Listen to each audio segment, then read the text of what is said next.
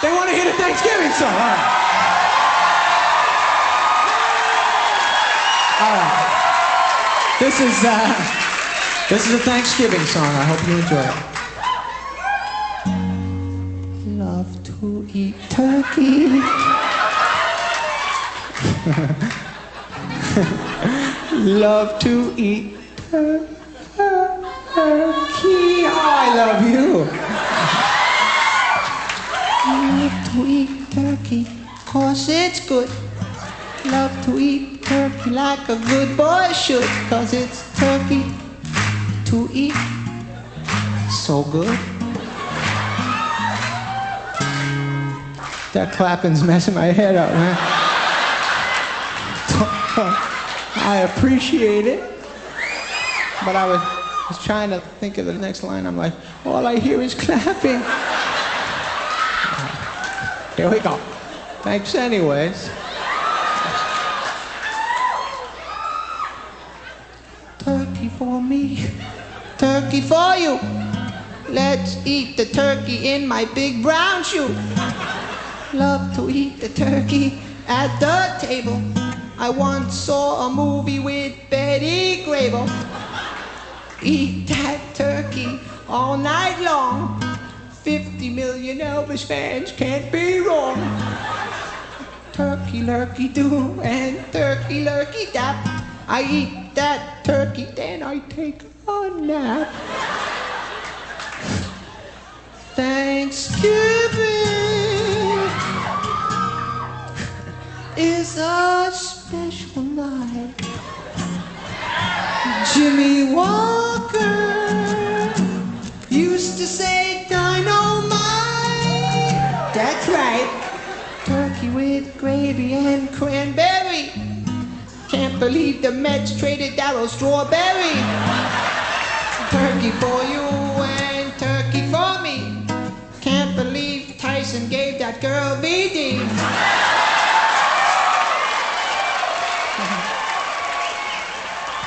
White meat, dark meat, you just can't lose. I fell off my moped and I got a bruise. Turkey in the oven and the buns in the toaster. I'll never take down my Cheryl Teagues poster.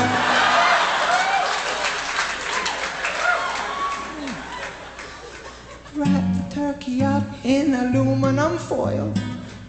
My brother likes to masturbate with baby oil.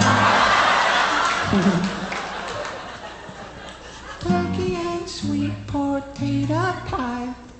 Sammy Davis Jr. only had one eye.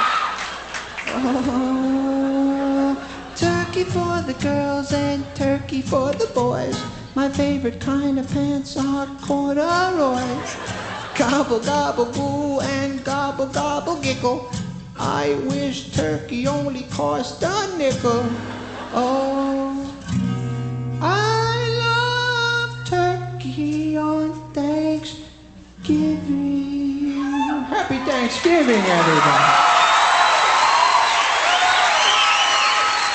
Oh, thank you. You're listening to a Cool Truth podcast production.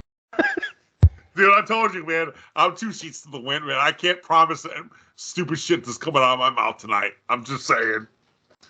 Well, on that note, what's up? What's up? What's up?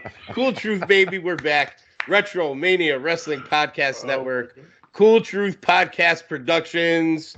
You already heard him. He's the wild thing. Let's go!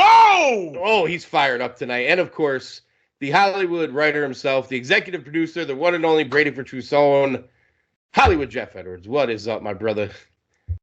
To be honest with you, Anthony, he is not here yet. I will pass the mic to him as soon as I'm done. But hey, guys, it's my last day officially, and I'm glad that you guys invited me on the show. No. I don't know where you got this fucking Evite from. Maybe HC. Evite. But the professor? Hey, no. Nothing to do with that fucking shit, bro. The professor, how you doing, White House? Been a minute. Dude, I've been better since I heard your voice. All right, let's... James, I'm just trying to keep you healthy Okay, you and your No, family. healthy. Yeah, Oh my God! you and wanna your family control me, need that to be bastard. healthy. And this is what I recommend. Everybody, Thursday, Thanksgiving coming up, right?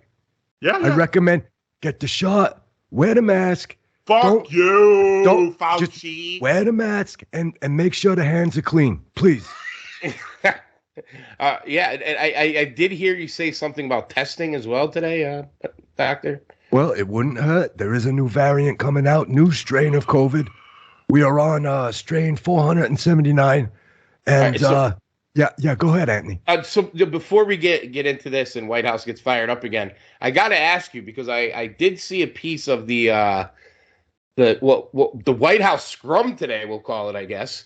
Yeah, good word for it. And a reporter from the Daily Caller tried to ask you about the origins of COVID-19, and Karine Jean-Pierre jumped in and didn't let you answer. How do you feel about that? Did you want to answer that question? Well, what that is you're burying your top baby face, like you're out there in Cucamonga, California. There, you know what I mean? It's not smart business, Anthony. You can't Fauci, bury the top Fauci, baby can I face. ask you one question? Maybe Sure. a little personal, but let me ask you. Oh, I'm an open book, White House. Okay, let's see how open you are. How rich did you get off this fucking thing? Just Rich. curious. Rich how? Rich. How much money did you make off this shit? Rich Swann is a great wrestler. Hey guys, I gotta go. Really? I'll turn the mic over Yeah, to Edward. Yeah. Hey, Fauci. Maybe I'll be back for later. you. I got 2 words for you. Fauci. Fuck you. How about that? Get out of here, Fauci. Get out. Go. Give me the mic. Oh man! up, I boys? mean, I thought we were gonna talk about wrestling. Fauci just jumps in. This guy. He can't wait to get on a mic. No. You can't. How is he gonna retire? He cannot wait to see an open mic. I mean, he didn't even realize he had the first pitch in Seattle, and he's on with us. I mean, know. the guy's everywhere. Remember that? Oh, remember that? We had him on the same night. Same night. There's not a mic he will ignore. There's not. No. He will seek out the mic and he will take the mic. Well, hopefully the next mic he's in front of is in front of that congressional committee led by Republicans. Yes, sir. Jim Jordan, where you at? Fauci's just like, thank God it's not Rand Paul. I wish it was. He's like, thank God we didn't lose. God, I wish it was. Well, that may happen too, but we'll see. We digress. All right, Hey, man. Fellas, We got a lot to get into. Enough about Fauci and COVID and bullshit. Thanksgiving special, we'll call it. Happy Thanksgiving to you and yours. Happy Thanksgiving, guys. Yep. I love this. Is one of my favorite holidays. It is. It's my favorite. You know what it is? It's about the family time. 100%. It's about the food. You throw in a little football. You throw in some booze, and I'm not. I mean, this is good things from the Giants, though. AC. This is an American. I'm with you, bro. I digress, but we'll go. I don't want to be put in a bad mood, but I'm with you. It's a tough. But I'm just saying. Just quickly, I'll say this. It's a tough game anyway. I'm not making excuses, but given the amount of injuries they have on that defense, IR is fucking ridiculous. and part of that is because Dallas. I mean, to be fair, Dallas is a good football team. So, you know what? It's a tough game, but hey, you know what? I'm gonna fucking be there, stuff the food, and drunk off my ass, and ruin for my boys. Yo, Edwards, Commanders. Fuck yes, man. Commanders getting the job done in Philly, baby. Why did they ever go away from Taylor Heineke? Why? I don't know. Hey, man. I don't know, man. I don't know. Dude, you and I, Edwards and I, we've talked football since I've known you, and we root for opposite teams, but we've never been like nasty to each other about it, right? I think we've been like fair about our teams, and partly because our teams have been bad. Group, not like our group, right? No, we're terrible to each other. Even me and White House. Yeah, dude, it's yeah, right. No, but when I first started seeing Heineke and Edwards was kind of liking him, like, I mean, obviously you didn't see fucking Joe Montana, but you're like, dude, this guy has balls. Like, you know what I mean? Like, he just 100% undrafted free agent. Like, hey, you know what? Listen, I obviously I'm not going to root for you because we got to beat you to make the playoffs. Right. But at the same time, like, Yeah. You wonder easy why to they root went away for. from him. That's I can't even understand question that. It. And I got another question. Not only do they go away from Heineke, which that guy got fucking grapefruits, why aren't they throwing the ball to the fucking rookie Dotson? What the fuck's wrong with them? Like, I like what DC's doing. Their defense they still got to work on, but hey, Edwards, thank you for beating those rat fucking bastard Eagles. Yes. Yes. And listen, You're sleeping on the couch tonight. bro, hell yes. Bro, NFC East, every team over 500, Love it. Love it. fuck the NFL and everybody else. Every East team in both leagues. Right. You know what? Wild, huh? Great football. And you know what? Commanders and Giants, I'm looking forward to it. I think it's going to be a battle. And 2 times in 3 weeks and actually back-to-back games. 2 in a row, because the baby. Commanders hey, have you to know bye. what? Think about this. Both of our teams are playing meaningful football after Thanksgiving. Thank God. Hallelujah. Absolutely. And whatever happens, but we're playing meaningful football. Let's bring it on, boys. Yes. Let's go. I'm fired up. Let's talk some wrestling. Let's fucking go. Wow. Yeah. Love it. Oh man! Love All right, let's. I warned you guys. You know what? I think just to kind of go in order. Let's start with Full Gear. And then we'll do a SummerSlam War Games preview, and then we have a couple other things. Let's go. White House, since you're so fired up. Yeah, man. Before we get into match by match breakdown, your overall thoughts of the pay-per-view. Overall thoughts, I went in with low expectations.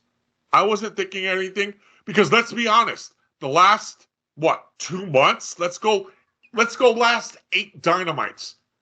The majority of them sucked. So going into Full Gear, no expectations. But I came out, I liked what I saw. That doesn't mean going forward it's going to be great, but this specific pay-per-view wasn't bad. I thought for $49.99 you're paying for, I thought you got what you paid for and a little bit more. I think we'll go through it, but honestly, when I look at it, C+, B- in that route, I thought it was a good pay-per-view considering what we got for the last couple months. Edwards, what about you? I think C+ is good. That's good. That's where I'm at with it. Yeah. I really liked half of it.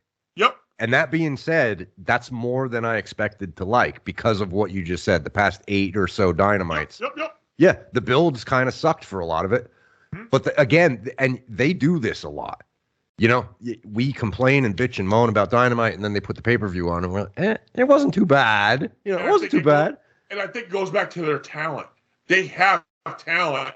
I just think it's the guy heading the talent that sucks. Yeah. Well, that being said, I think there are some issues coming out of this. 100%. And we'll get to it. Yeah. AC, what about you? AC. Yeah, I'm. I don't know. I don't know if I'm as high on it as you guys, but I'm not as low on it as I expected. So I guess I'm in the same boat in the sense that I did have low expectations, but I also, at the same time, and I kind of thought this going in, AEW really has had a habit of putting on at least entertaining pay-per-views. Yeah. And I'll say this. There's a lot of things I didn't like on the pay-per-view, but was it entertaining? I'll definitely give them that for the most part. Most of the show was entertaining. Now, I still think there's quirky things that they're still doing that maybe they didn't do a few years ago that I thought made the pay-per-views a little bit better. And there's a bunch of stuff we could get into, but it wasn't a point where I was like, why the fuck am I watching this either? So I'll give them that. I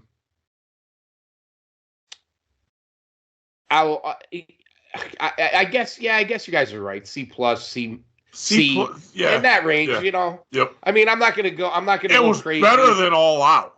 I'll give it that. I wasn't a big. I thought this card was better than All Out, and All Out is supposed to be their WrestleMania. Yeah, I think you're right in the sense too that there was a lot of dead spots in All Out. There was maybe one or two in this show, but there were All Out just was almost like a roller coaster. It was like it was high, it was low, it was high, it was low. This one was kind of more even keel. I do think they shoot their wad a little early with these with all their shows, and I think they do that a little bit on these pay-per-views. Like, some of the match placement I think could be improved, but overall, hey, it is what it is. It's definitely easier to watch it and say, if you had my guess is if you came in this with very high expectations, you might have been disappointed. But I think if you kind of just look where they're at, especially with us, because we've hated what they're doing lately. 100%. Yeah. So 100%. Why would I go into the pay-per-view thinking it's going to be one of the best shows they ever put on when I know that's not the case? Because I've kind of I've seen how they've come into this, but there's a couple takeaways I had that I think will come out as we go match to match. I don't want to get into it because it'll take us down a couple paths, but there is a couple takeaways that I think are positive, which I almost didn't expect. So now listen, that could all go to shit in the next 3 weeks, but we'll see what happens. And odds are it's gonna. But for this specific moment in time, I thought Tony Khan, for his last pay-per-view of the year, delivered on some promise. And maybe I'm a sucker. It's because I'm a wrestling fan. But let's be honest, when we do this, when we do our podcast, it's not that we're shitting on this company that we want them to do bad. Yeah. You want this company to do well. I mean, let's be honest. We've been on Retromania for a long time now. We're the AEW show. Yeah. Good times, bad, COVID. And even before we're on Retro and we were doing it before, just the three of us. Yeah. We've been the AEW guys for a long time now. And it's never been a fluff AEW's the greatest thing ever show. I think we've all enjoyed it, been passionate about it, but what's the other option? We called them out. And we've when they were good, we said it's good. When it was bad, we said it's bad. When it was ugly, we said it's ugly. So I think, listen, this is where we're at. There's a million things you could take a beating on them for, but at the same time, when you have a show that's decent and you have some matches are decent, I think it's fair to just at least discuss that and kind of get you back to the, kind of. I think this kind of brought me back to the middle with AEW. I was really down on it. It did to me too. I'm like, why am I even watching this? And listen, am I going to sit there and watch Rampage every week now? No, I'm not going to lie to you. Am I going to watch Dynamite? Yes, I've never missed a Dynamite. I'm always going to watch Dynamite. But I was even questioning whether I should do that. And then 100%. I would say coming out of this pay-per-view, I don't really feel that way. I think I'm going to continue to watch Dynamite. And that's a great way of looking at it. And that's a great way of explaining it, because this is what it did to me too. Is because we talked about it in our thread. Mm-hmm. What the fuck we wasted 2 hours on a Wednesday night for? Yeah. And even Edwards, you brought that up. Fucking wasted 2 hours for. This pay-per-view sucked me back in because there was aspects of it I liked. And we'll dive into it as we go, but I think you worded it right, AC, is it kept you wanting for more, because the one thing I came out of this is there is potential there. There's potential to do good things, probably great things with the talent they have. It's just, we'll get to it, but I question the guy on top. I think overall for me, they in some way got back to the idea that we're going with our guys. You know what I mean? Yeah. It's nice to bring in the guys from the other company, and it's nice to have that talent and build up the roster. But there was some kind of, I don't know if charm is the right word, That's who got you there. AEW doing it with their guys, and I consider Kenny and the Young Bucks their guys. Their guys. on 100%. this kind of stage. Yep. Obviously MJF, obviously Jungle Boy, It was a Sammy reset. Guevara, all those different guys. So their guys. maybe you maybe. So all right, Wales, kick us off. Let's break down the matches. So we got the pre-show. The pre-show, I don't know. I didn't watch the pre-show, so we could breeze through that. Did you watch the pre-show? I did. Yep. All right. Okay. So we got Best Friends, Orange, Rocky. They came in with the Factory. It was a 5-on-4 for the majority of the match. But I don't know about you, but I kind of knew who this fifth guy was going to be the 5-on-5. It was going to be Deshane. I mean, we all knew that. It ended up being that. I mean, it was a match. I thought it was an opening pre-show type match. There was nothing spectacular to it. The Factory does nothing for me. I don't know if it does anything for you guys, but it was a killer. It was a time filler. It was a killer. That was my opinion of it. I don't know about you, Edwards, but it was just a filler. Yeah, I think it was an excuse to get Orange Cassidy and his boys on the show. I thought 100%. The biggest thing coming out of this, getting back to their own guys, I think the Factory up to this point has been a waste, but they showed me something on this pre-show. I agree. They're not bad workers, at least. When Minority, he stood out to me. Mm-hmm. Who did? The Lee, what's his name? Lee? Oh, Moriarty. Yeah. Moriarty, yeah. I thought he stood out for me on the Factory, but I thought it was just a filler. I was curious. The second one, we got Starks and Cage. I liked this match. So did I. Yeah. I was Starks and Cage are on the pre-show. Bro, Starks and Cage on the pre-show. I didn't see. I got to go back and watch that. But I liked it. I will make no qualms about it. I am a Starks guy to the T. Yeah, that goes back to the NWA when he was a TV champion. Mm-hmm. This guy, I wish Tony would get behind him more, and I wish at the same token he would get behind Cage. I liked their chemistry. I liked the story they told in this match. I thought it was good. I enjoyed it. It was one of my favorite matches on this card. I wouldn't rank,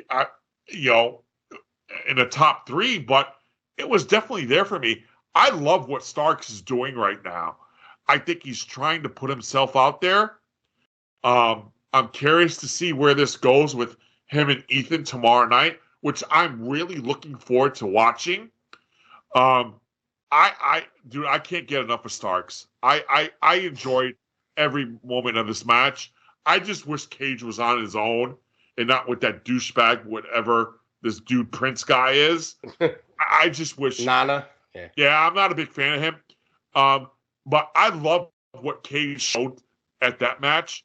I love this match. This was definitely a B match to me. Was that part of the tournament? Yes. This match was, the stipulation was, the winner of this match faces Ethan in the finals. And then they get a title shot at Winner is Coming. At Winner is Coming. Yes. Okay. All right. I got to go back and watch that. It was good. AC. I really thought this match should have been on the main card. Considering what was on there, I mean, this should have been on there. This is the problem. This is kind of the problem with the way they build shows. You don't get matches like that because they want to have a title match every fucking every match, and I think that you lose some of those mid card feuds, other ways of building matches by having so many titles on the show again. But I don't see that changing itself anytime soon.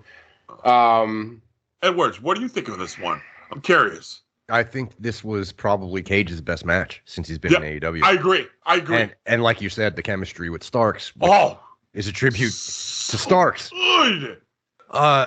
Yeah, I think he's gonna get behind Starks, and I think we're gonna see it starting Dynamite. I agree. I think you're gonna get Starks MJF. as the first. I agree. I think that's his first change. Yeah, I agree. Well, I mean, if you don't do Starks MJF, I'll be shocked.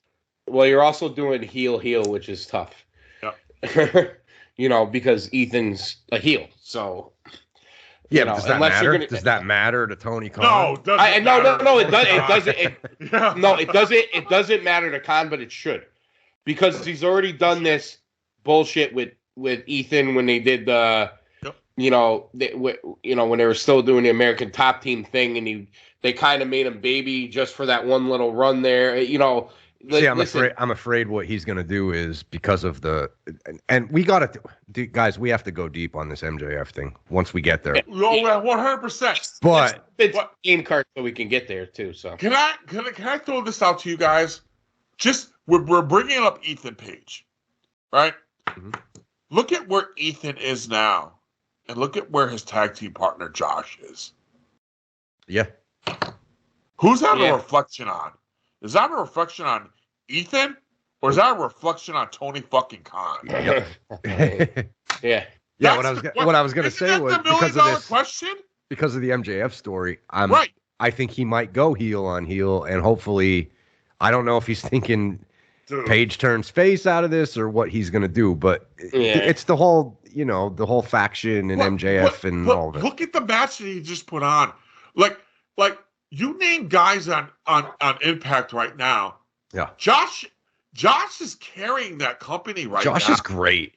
Josh is fucking fantastic. We're gonna get. That's a rabbit trail. I'm sorry. All right, let's get into the pay-per-view. We just brought up Ethan Page. No, I get it, but I want to spend a half an hour on it. So one more match. There was 3 on the pre. It was oh fuck, man! I'm half in the bag, bro. I can't even say the Japanese guy's name. Akamoya versus Kingston. And I forgot that was on there. Yeah, I saw that. What I got in this match, though, and I don't know about you, Edwards, I got an utmost respect for Kingston, man. Like, he appreciates history. Oh, yeah, there's no doubt. There's no doubt about it. This meant something to him, for sure. And just to see the passion out of him after that match, just bowing to him and admiration to him, and that was one of his idols. Like, just the passion talking to you guys about this is the respect I have for Eddie Kingston was already high before this match, but after this match, dude, I love this guy. And this guy may not be a heavyweight champion in AEW, but he deserves a title run of some sort in this company because the passion, the respect that he showed in that match, I came out of it more of a fan of Eddie Kingston. Win or loss, and he won. But the admiration I have for that guy, I just wish the most for him. I really do. Yeah, he needs, I really think they should build him to a point where, who knows how long MJF's going to hold the title, but at least build Eddie to a point where you make it believable. One run. Even if you give him that big time push. Like, for a week, one run, just to show, like, the last time I saw some passion like this guy was like in WWE in the late 90s, early 2000s on that run. Those guys were showing all that passion. The passion he has for the business, it's like none other. And it was radiant coming out of that match. And it was a good match.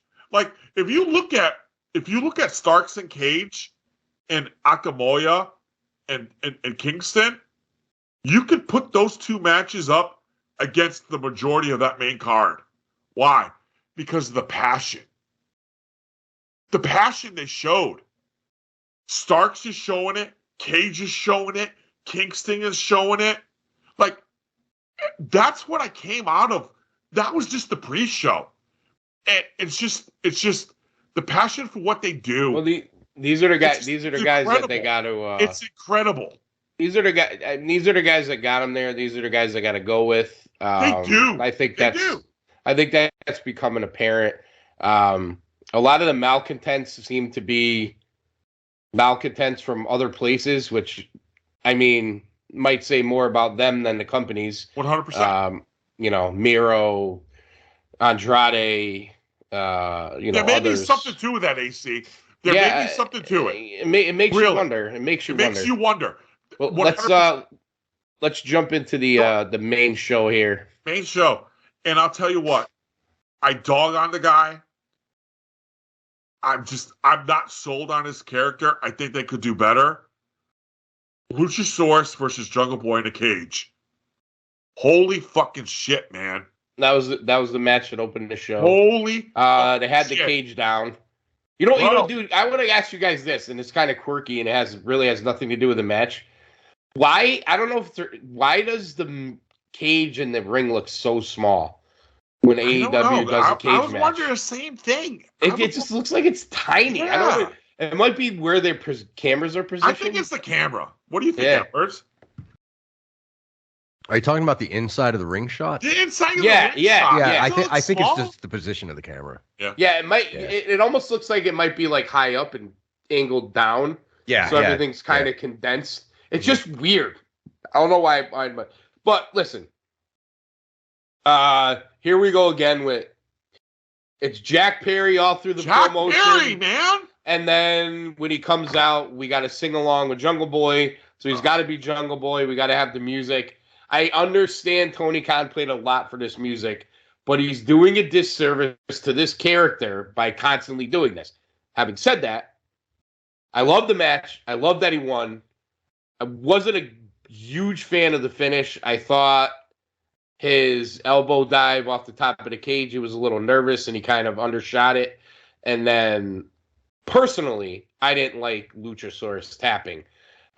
When you have like the prehistoric monster who's going to destroy everybody, I would have rather had a situation where he just passed out or something like that. But other than that, it was probably my favorite match on the show. Pretty close.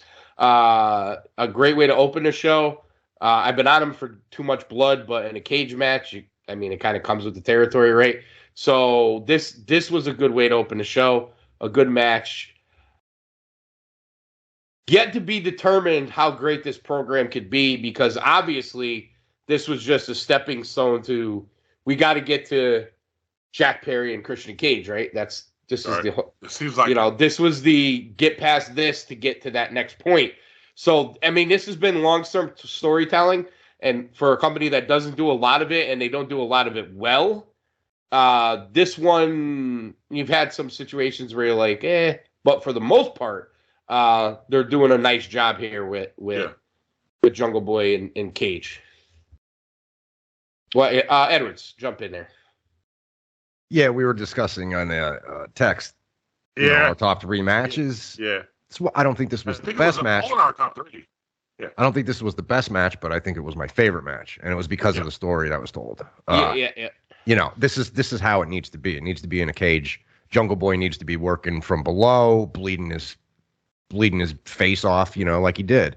Mm-hmm. And the only thing, I agree with you, AC. The only thing that I would have changed, I think, was the finish. If he drops the elbow and pins him right there, 1, 2, 3 off the elbow. Yeah. Instead of going into the submission bit. But yeah, I thought. By the way, did you guys see the Christian spot where he snuck over to the ref and just kind of pulled the key out of his pocket? Yeah, I loved it. Fucking great. Yeah. I loved it. I'm not gonna lie, and that's probably because I'm a Christian fan, but I loved it. Yeah, I thought it was really good. I thought it was a good way to kick off because I didn't want to see like typical, start with the trios match and then have that cage looming. Like when's the cage gonna bring the fans down? I thought it was a good choice to start it. Especially with the cage is being utilized as kind of a mid-card feud. Not kind of, it is a mid-card feud. It's not. There's no title attached, which is a great thing for us to see. There was a couple other matches like that. Very few. But with that being said, I'll knock them for match placement but not for this one. It was kind of cool when they kind of panned in and opened the show and the cage was down. Yeah. You're like, okay. All right, here we go. So that was cool. And, maybe they used that as a tool to get the crowd excited before they went live, which would be nice. But White House, any other thoughts on the cage match there? I liked that they started with this. I liked the flow that Tony went with this card. Yeah. And I liked that he started with this match. One is because as much as we shit on Tony and Edwards, I know I sent this to you solo, is because AC didn't watch it yet and I didn't want to spoil it. Right. Oh, you know what I mean? Yeah. They actually used the cage match for its right purpose. Yep. To what? End a feud. Yep. That's what the cage was for. That's what this did. It didn't end it with Christian. Well, with the Lucha side, I get you. Yeah. It ended with Lucha. And yes, AC 100%. Lucha should have passed out. Is because I believe Lucha could be their Kane. I just don't think that Tony Khan has that vision yet. Yeah. But I think Luchasaurus could be their modern day Kane. And I just, I think this was a coming out party for Jack Perry, not Jungle Boy. And I just wish that they, at the scrum, there was a report. Honestly, if he wore jeans and like boots, you know what I'm saying, and it came out as like Jack Perry looking for a fight.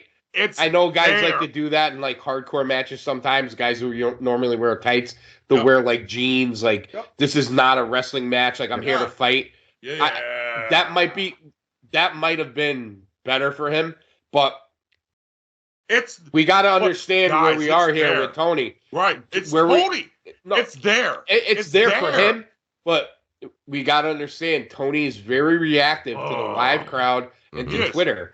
And the bottom line is he sees the arms. It's not even the kids. It's just the fans overall. Oh, it's the same thing with Orange Cassidy. Yeah. Every time he comes out, they cheer freshly squeezed, and he wants to hear it. It's the same thing with Jericho and the sing along with Jericho. You know what I mean? This is it's just who he is. He's got to get past it. He's got to get past it at some point. He's got to get past it for the greater good of somebody like Jungle Boy, because how could you ever turn a Jungle Boy heel if you're gonna?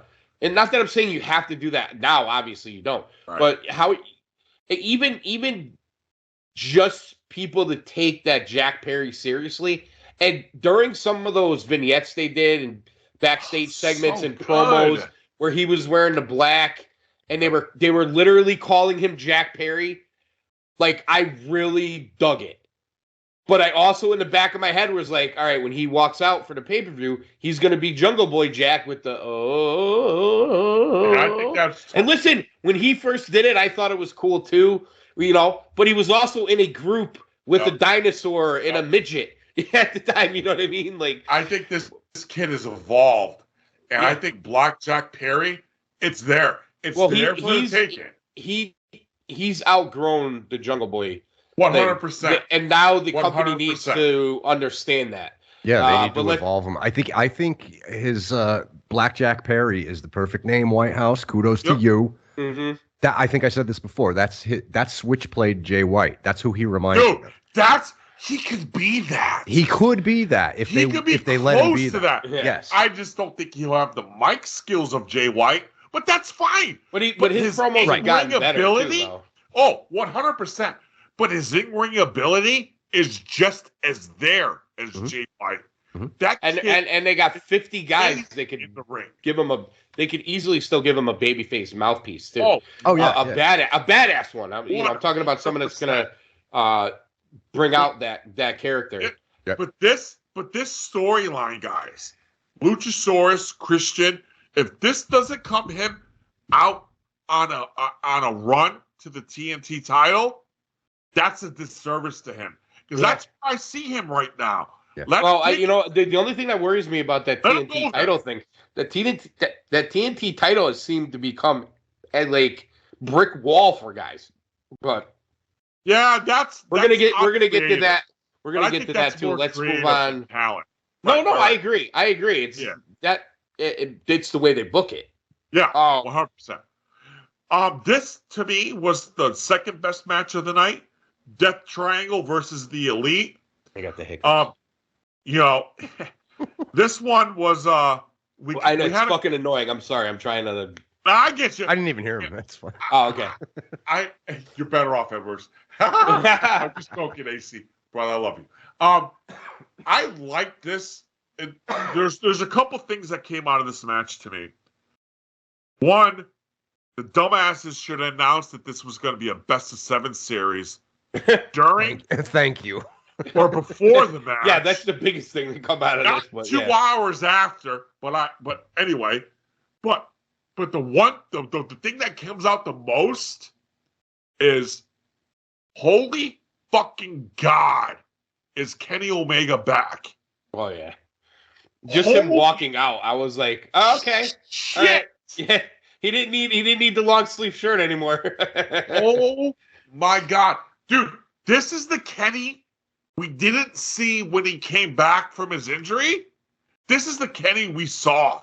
Does this tell you maybe he needed another month or two to kind of, instead of rushing him back to all out? 100%. And listen, we all have our opinions on the whole Punk and Elite thing, but I want to separate that for a second and say, no, yeah. I just want to say this: thank fucking God, Kenny Omega is back, because in this match, if one person stood out, it's how fucking good. And yes, I am a Kenny Omega mark. I have all 3 different of his Bullet Club New Japan shirts in my closet. Yes, I am a New Japan mark. You saw Kenny Omega New Japan. Well, can I ask you a question then? Do you get like really excited when he speaks Japanese? Bro. Oh yeah. I told you two. Hey, you guys may not know this, but I talk to you two more than I talk to anybody else. Edwards, that's a kudos to you, sir. I feel honored, White House. I know. I was feeling. Sure. I don't know. I thought you were talking to Fantosi more to me lately. No. AC, I'm fucking with you. Bro, you know this. You are my brother from another mother. I know. Same here, brother. Yes. Edwards, you are there too, sir. Thank you, sir. I talk to you guys more than anybody I talk to in this world. When I tell you, when I had to change my shorts, that wasn't a figures. Okay? Listen. This is the Kenny Omega that was missing in AEW. Regardless of where you stand with Punk and everything else and what happened, I wish we didn't know all this stuff. But we do. It is what it is. But let's look at the talent of Kenny Omega. Please, fellas, tell me that wasn't demonstrated that night. Because it was. The Young Bucks, it is what it is. We know what they are. But I'm talking about Kenny, my God, Omega. That light was on him. Yeah. Listen, I'll be quick and I'll kick it to Edwards. Listen, I mean, this is the bottom line is for me, and I think we all kind of understood this, was the best run of AEW as a whole was when Kenny Omega was the champion. Yes, 100%. He is the right guy for this company. Now, I'm not saying that MJF is going to have a tailbone run or a great run. I don't know yet. We don't know yet. The jury's way still out on that. But 100%. I'll tell you one thing. AEW was at its best with Kenny as the champion. Now, I think there was another guy who is gone now that could have carried that banner as well. And we're all, still kind of bothered by that. Leaving AEW, even though he may do great things elsewhere. Right. But Kenny Omega is the right guy for this company. And I think his return, we're going to get into it later, his return to Japan, I think is a benefit for AEW as well. But listen, overall the match, it was good. It was a good match. It was a fun match. this is what the Young Bucks give you on pay-per-view, especially with the Lucha Brothers. We've seen it a million times already. And I got to be honest, I wouldn't even mind seeing it again, because when the Young Bucks and the Lucha Brothers meet up on pay-per-view in a big spot, they make an exciting match. And this wasn't a main event; it was a mid-card match. I know there was a trios titles attached. The regular titles have been attached before, or AAA, whatever else they've done. Those 4 guys have massive amounts of chemistry. I actually think Pac and Kenny have chemistry as well. These guys can all work together well. But the one thing I want to bring up, there was something that happened in this match where I think it's interesting going forward, was Phoenix using the hammer. Yeah. Yep. They're actually telling a story there with the Lucha Brothers and Alex not being there too, AC. Yeah. That's the story. And Pac, thank you. Yeah. Yeah. And they haven't done a lot of that yet. So I'm interested in where that goes as well. Kind of been building. Yep. Pac's been trying to get him to do this. Yep. So we'll see. And, we'll see where that goes for him and Pentagon also. But Edwards, your thoughts? Edwards, please talk Kenny Omega here. Come on, brother. So, just fast. Okay, first I want to say I really the best of 7 thing. I was a complete mark for the best of 7 Motor City Machine Guns and Beer Money match. Yeah, if you guys remember that was so fucking good. It's fucking great. It's fucking great. That's what actually got me back into TNA there. 100%. Same here. But I really wish creatively they would have just. I mean, it's a great idea, right? But don't do it after you have the first match for the title. After the fact. I would love to have seen the Elite come out and have Kenny say, "Listen, we were the first trios champions. We are the best trios team in AEW. Not only AEW, in the whole world, right?"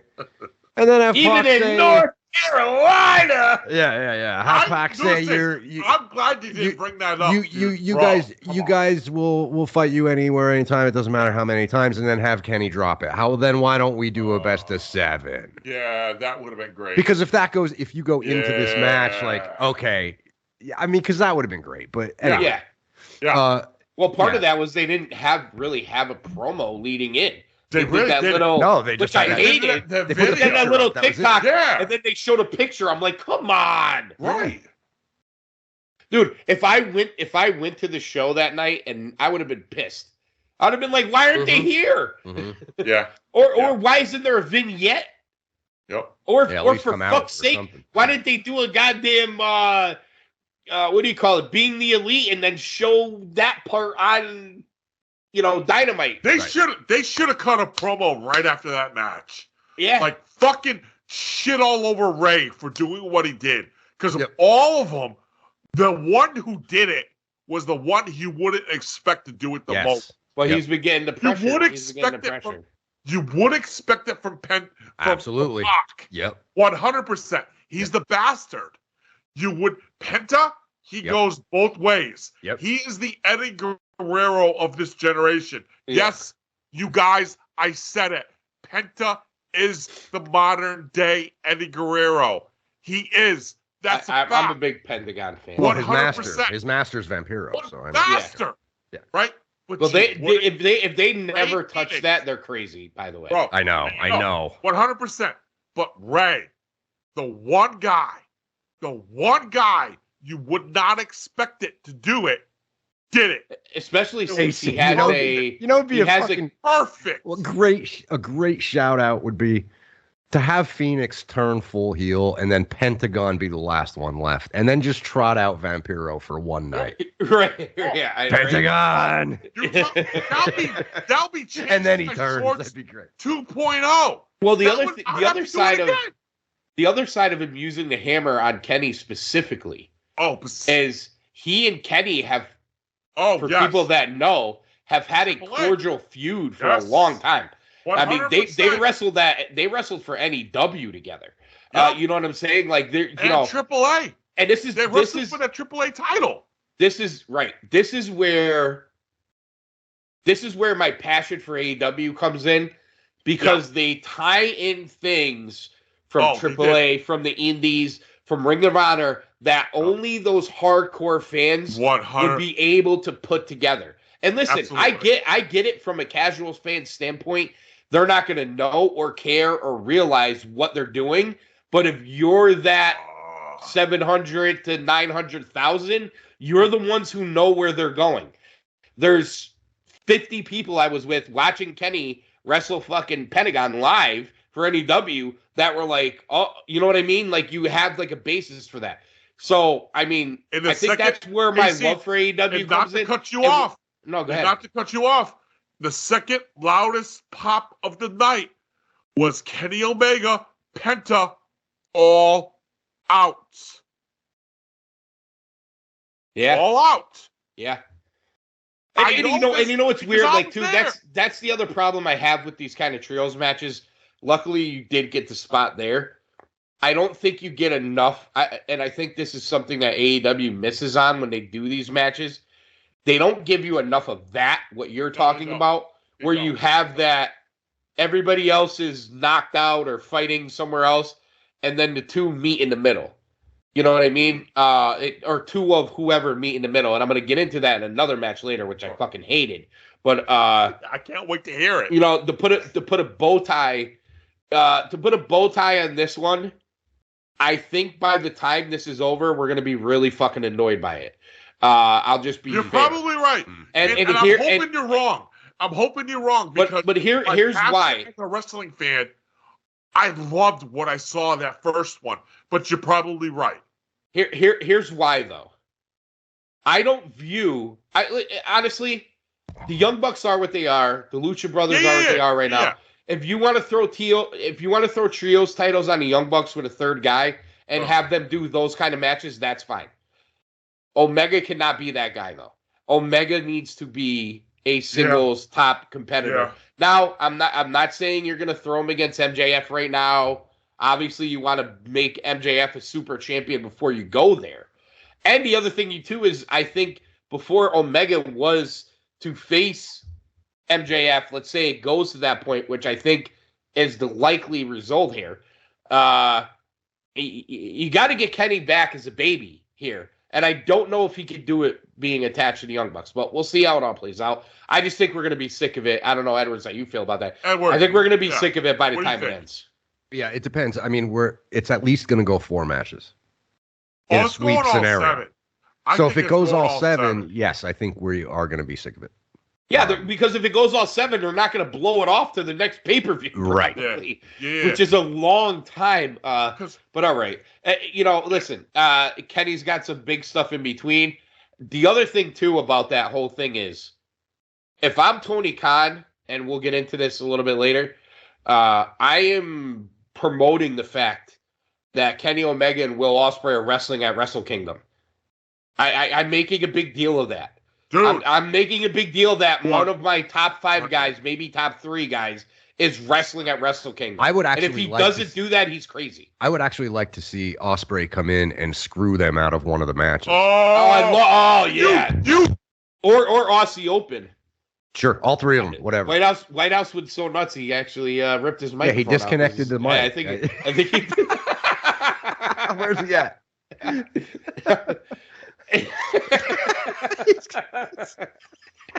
Goddamn, pal. Dude, maybe Fauci ended up at his house, and he's probably not far, down in Virginia.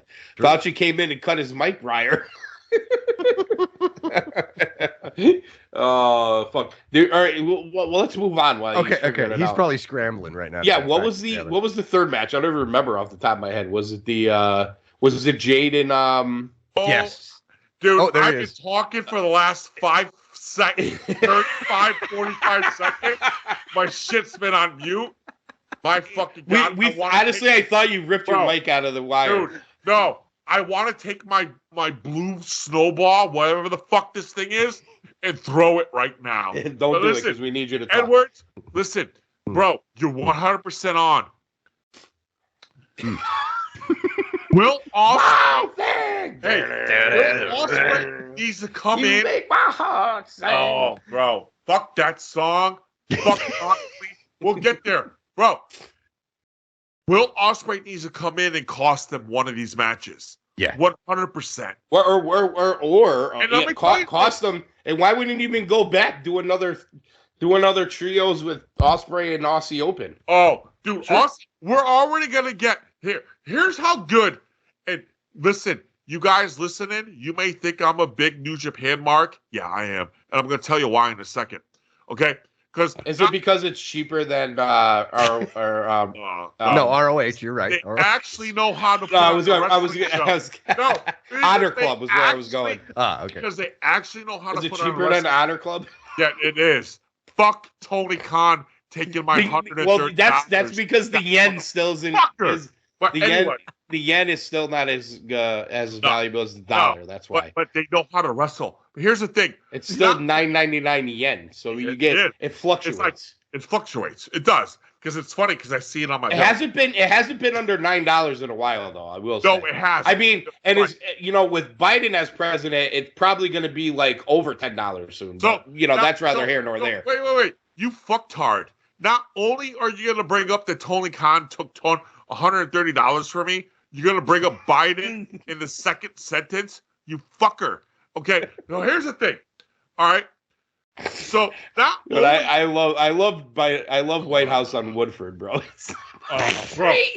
Here's the thing. This is compelling Double radio oak. here. Double oak, not just the Woodford generic. Oh, the double oak. It's the double You oak. son of a bitch. Yeah, man. I love that Good stuff. Oh, dude, it's like caramel in your mouth. Dude, I got to tell the listeners and Edwards this. Mhm. Not only is White House one of my best friends, but he has one of the great selections of bourbon and whiskey I've ever seen. Like literally I've ever seen. Like I go there and he's like, we're going to try this and this. And I'm just like, I wish I could stay here for 3 months so we could try all of it. But here's the thing. You can because Andrew will let you. I know. That's the thing. I'm not going to drink all your booze. Right? So here's the thing.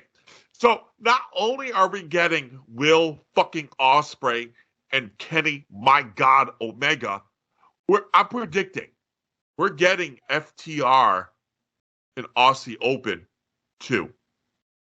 Well, I mean, they're crazy. That's That's Wrestle Kingdom. They But, seem pretty happy that they weren't on but Full Gear, listen, by the way. I finally watched that FTR Aussie Open. And Wait, say that again, Hollywood? I said they seem pretty happy that they were left off of Full Gear, by the Oh way. yeah, I mean, Bro. is that not the epitome of why you can't stand Tony Khan? But Yes. Right. Yes, go ahead. It is. It is 100%. And what that Aussie Open FTR match reminded me of, fight like an 8-year-old girl on what show? bro, no. That was Rock and Roll Express Midnight Express 80s. Where did you see it? Is it on? I googled it on I thought it's just on YouTube. I don't remember where it was. Oh, is it? Okay. I'll find the link and I'll send Did it. it never? Oh, because it wasn't a New Japan show. That's right. I forgot. It was a New Japan show, but it wasn't on New Japan at the moment. But I'll say this, and I know we want to go to the second match, but third. Okay, I'd rather skip the third, but we'll go to the third. We could probably go by it quickly, but yeah. It'll go Guys, quick. Don't worry. I really loved what I saw out of Kenny Omega. I liked the way he looked. I liked how he took over that match, Oh yeah. and I'm hoping. So there's a Bushi-san, yeah. No homo. I'm hoping we see that going forward. But guys, the third match, party. if you guys could talk about this, because I really got to use the boys' room, Okay. is Nyla versus Jade for the TBS title. Oh, you would, you One, son of a bitch. two, Yeah, you three, got to talk about this go. match while I go pee. No, All right, dude. Wild thing, man. Dude, On a roll tonight. he's on another level tonight. But that's I love it. I love it. Mm-hmm. Dude. Jade and Nyla. Pretty much what I expected. Yeah. I mean, listen. I am not myself. I'm not a hater of this Jade character. Mhm. My problem is she's been built to a point now where it's going to be very difficult to not have it be a buzzkill when they take that title off her or when she finally loses. Because I just don't think they have the roster to kind of support it. It's gonna have to be a Britt Baker, a Saraya. That's what I was gonna say. It's got to be somebody from the top. Ruby, the top, when she comes back, maybe, or one of those top 3 or 4. That's it, though. I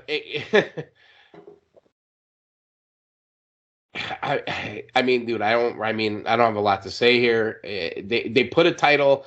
Having 2 women's title is not a good idea, in my opinion. They've done it, but this is the result. It is what it is. It is what it is, I guess. I think everybody involved did a good job to try to make it a big deal. It just wasn't for me. The only shine that I could put on this a little bit is Nyla Rose. Surprisingly, I'm gonna throw her some shine because they've been doing like backstage vignettes, and they're trying to make it entertaining. Yeah. And she's really trying. Like, she was singing that "What's Going On" song from the car, and Vicky's laughing, and they take off with the belt. Like, they're trying to do some shit with it. Yeah. And it's the women's division, so at least they're trying to do something entertaining. Oh yeah, the effort's there. It's there. But man, I don't know. I mean, what can you say about it? It was the shits. It was the shits, and I don't know what the fuck you said, because let me tell you something. Niagara Falls was just released, but let me tell you this. That was Omega Falls. That was Kenny Falls. Jade Cargill is the modern day version of Lex Luthor. There Lex it is. Luger. I told you guys this like 2 years ago. Yeah, and I still stand behind it, dude. Yeah, well, she's gonna beat up Bow Wow, so you're wrong. Right? Oh. Well, she could talk a good game on the mic. Bow Wow's really famous. Whatever. That's fucking bullshit, right? But she talks a good game, but her wrestling ability sucks. And the fact that I was actually rooting for Nyla Rose in this match, and I was actually pissed that she lost, just go, dude. Jade Cargill does nothing for that women's division. Nope. I think she's actually the opposite of that women's division. That's my opinion. I think she might be better served as like a China role. Yeah. Yeah. Like backing up some dude, some heel, whatever. Or maybe in a trios team with guys. I mean, I think she could pull. I'm not even being an asshole. Like, I actually think she could pull that off. AC, that may be a good idea, because right now, if you're gonna do it, why not? Lucha Underground did it too, right? But you give her her quick spot. You throw her in the ring with one of the smaller guys. Man. And she body slams them and fucking kicks them in the face and tags out. You know what I'm saying? It might be good. Maybe throw her with Jarrett and Lethal in that group. Yeah, I could see that. Something like that. Good. I think, but I think they good. So the other side of this, before we move on, because I mean, I don't want to waste a lot of time on this. Yeah, go ahead. I mean, we're just talking to talk. No, I get it. The Bow Wow thing on Wednesday is stupid. Number one. Yes. This is somebody rapper who hasn't been relevant since. When I texted you guys like before you can drive, like I actually meant it, because the last time I could remember hearing about Bow Wow, I was watching like MTV Cribs, and he was like in a car that he owned that said Bow Wow all of it, like a Rolls Royce or one Bentley or whatever the fuck it was. And couldn't drive it. He wasn't old enough to drive it yet. Yeah. Bro, but I don't even remember. I mean, this is the brilliance of like rappers who are irrelevant. They noticed that all of these wrestlers were gashing Tony Khan for money, and they're like, let's all get ours. Yeah. And they all like Jermaine Dupri. Like, I mean, I don't want to say that Rick Ross is obviously probably. Is Rick Ross still a star? I guess he is. I don't know who he is. I mean, he was the fat rapper that was with Swerve a couple weeks ago. Okay. Yeah, he's probably the most. He's probably still relevant, most right? Most legit. I guess. Right. But for the most part, all the other ones they brought in, like, I mean, like, Hollywood, you brought up this point. Half of this crowd probably doesn't even know who they are. Like, if you think about Bow Wow being relevant, right? Unless you were listening to it at 15 when he was 15, do you really even know? Like, you know what I'm saying? Like, it's just, Logan Paul, I'll show them. Yeah, right. Well, here's the other thing. We've made fun of WWE for Bad Bunny, and he actually turned out to be something pretty fucking good. But the other side of that is he's like super hot. You know what I mean? Like, WWE's like, all right, let's bring in a music guy. Let's bring in like the hottest Spanish musician, rapper, whatever you want to call him, in the fucking world. What does Tony Khan do? I bring in Bow Wow because Bow Wow was fun when I was in college. Bro, that's what he's doing. You just hit here's the thing. I'm not trying to cut in, but you just hit exactly the difference between WWE and AEW. In a span of looking at bringing in Mike Tyson for commentary when he was at WrestleMania 14, 19, 20 years ago. In a span of entertainment, of mainstream, whatever you want, whatever acronym you want to use, but you just exactly hit on the difference between AEW and WWE. WWE just grabbed Bad Bunny. Dude, I'm 46, white male. I don't know who the fuck Bad Bunny was. But I'll tell you something. After WrestleMania, I like that fucker. Because let me tell you something.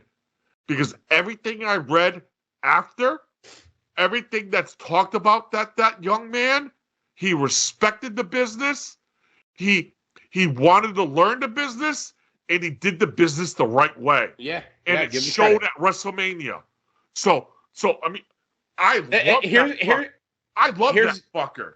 I got one more comment on this stuff, and then we'll move on. But this is supposed to be the pro wrestling alternative to sports entertainment, right? So do we need the rappers? No. I mean, I'm just being honest. Do we need the rappers? No. All right. No. I mean, while you bring that up, I watch the pay-per-view and I hear "fuck CM Punk" chants. Yeah. And then I see them pushing people, and then like I hear Tony talking about cutting Miro and cutting Andrade or not cutting them or whatever the fuck. Whatever. And then I see what a bullshit. 2 days later, I see him bringing in fucking Bow Wow. Right. So can we get a fuck Bow Wow chant too? Because that's worse than WWE coming in. I'm sorry. The core fan base of AEW should shit on that stuff. Should shit on it the way we're shitting on it. Actually, the live audience should put it out of the building. It has. If you really want to be the pro wrestling alternative, be the pro wrestling alternative. And you want to know it as much as. And I have friends who are like this, and I get it. Everybody has their own opinion about what they like with wrestling. Will tell you that they can't stand the the mud show bullshit with the fucking Cucamonga kids and all that. But I'll tell you something right now. That trios match is more of what AEW is about than bringing in Bow Wow or fucking CM Punk. I got to be honest. You know what I'm saying? Like, not that I'm hating on them bringing Punk. There's a lot of dynamics to that. Dude, that line was drawn. You heard it. That line was drawn. You heard it. And you heard it from a New Jersey crowd. Think about how they opened this show. Jungle Boy, Luchasaurus.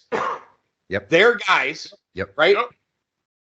Yep. Then you went to the Bucks and Omega, the Lucha Brothers, and Pac. And then and then you had your first guy with ties to WWE, Pac. But he actually fits. Oh, he's AEW. He's AEW. It's okay. Yeah, he's AEW guy. No. Pac is AEW. Yeah. And you have Nyla Rose. Here we are.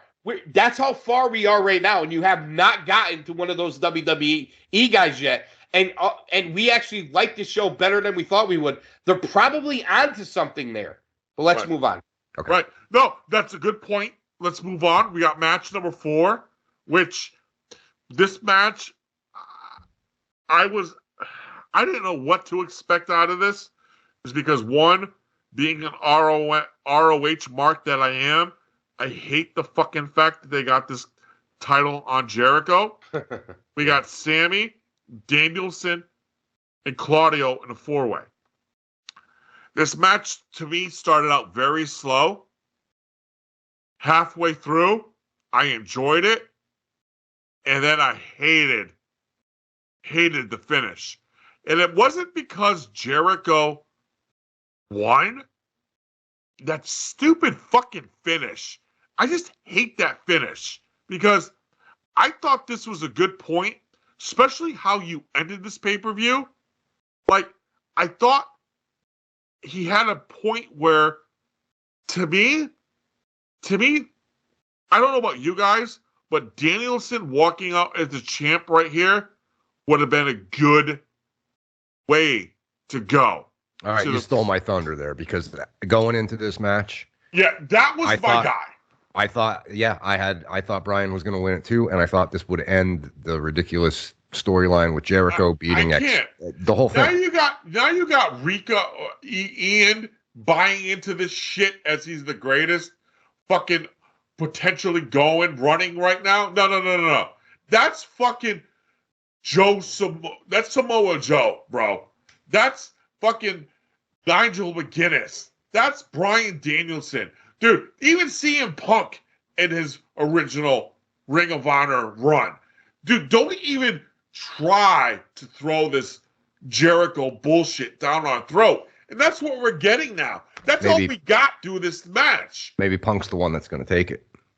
Dude, I would be okay with that, too. I'm going to bring this up later, but I'll bring it up here to tease it. Yeah. I'm not sure he's leaving. I'm not sure he's leaving. I'm with you on that. I think he might be on this one. Okay, all right. We'll discuss that. Yeah. Okay. I'm not sure either. I think there's been too much social media bullshit. Signs he is, signs he isn't. Yep. But the bottom line is, again, he's 2 months out from an 8-month injury. Yep. They have no reason to make a decision now. Nope. Mm-hmm. Under contract. And I think people are reading too much into that Colt Cabana thing. Yep. I don't think it was necessarily an attack on Punk. I think it's, once again, Tony Khan playing to a crowd. But again, that's rather. And he said as much too. He said as much. Yes. See, and this is why I believe him, because we know he's like a tremendous geek about this shit, right? Yeah. Yep. Somebody asked him, I think it was Nick Hausman from Wrestling Inc. asked him. He actually said, and I quote, "Please, for the last time, Tony, did CM Punk have anything to do with the removal of Colt Cabana out of the locker room or off the roster and just ROH?" And while he's talking, Tony's shaking his head, right? Yeah. And immediately Tony says, no, it never happened. He never requested that, blah, blah, blah, blah, blah. Because I'm going to go on a limb and saying Tony Khan is a fan of CM Punk. No, wait, there's more. There's more, though. Because, he's a fan of both guys. That's right. Comes out. Yeah. So then Tony goes on to explain, and this, as soon as he turned geek, I went, okay, this makes sense, because he said, I've been using Colt Cabana as a coach, and he was on the 2 ROH pay-per-views. And he's 2-0 in ROH right now. So, and as soon as he said that, I'm like, okay. And they were in Baltimore, so we did Baltimore, and I figured it'd be a good booking spot for Colt Cabana. Sense. And so I totally buy that. He was in an ROH stronghold with Colt Cabana. Yeah, exactly. Yep. If he was in Chicago, he probably would have done it too. You know what I'm saying? Like, right. Yep. Oh, dude, where's this Dynamite on Wednesday? Chicago. We're getting match number 2 out of the best of 7. How do you think that's going to go tomorrow night? Well, the guy that was doing Snow Angels on the ramp is going to have fun with the Chicago crowd, and I think there's a reason for that. Yeah, I can't wait till tomorrow night. I'm watching it live. Usually, who do you think's going to get it harder, Matt or Nick or Kenny? All three of them. All three are going to get it. All 3 of them are going to get it.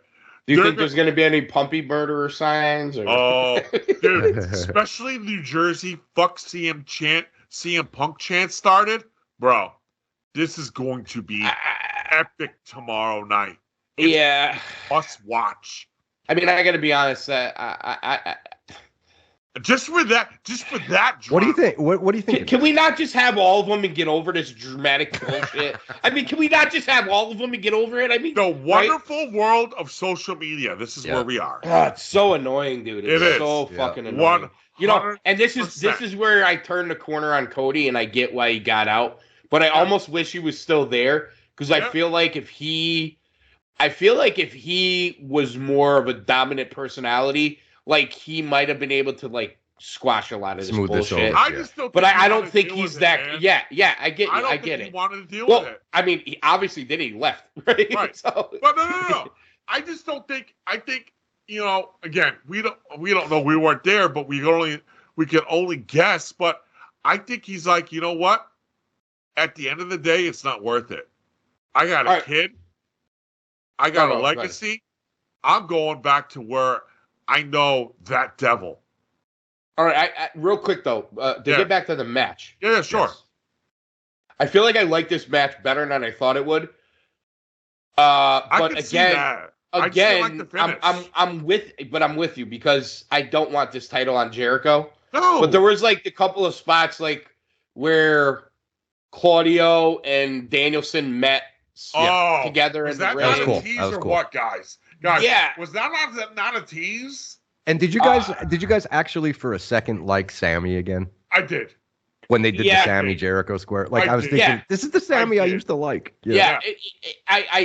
Did you have you noticed that him and her have been getting less TV time together? Yep. I think they finally realized that there's a toxicity to that with the crowd that has ruined Sammy's everything that's good about Sammy. Sammy was a pillar in that company.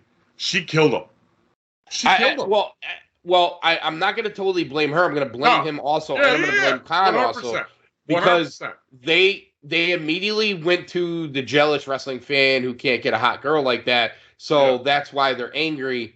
When you can't do that this day and age, though. It doesn't work. It's that, and I think the idea was, again, this is supposed to be the pro wrestling show. Yeah. Sammy Guevara is the pro wrestler, and now we're dealing with Sammy Guevara and cheating on his fiance, and it's just a lot of stuff. But especially when people know that's what he did. Right.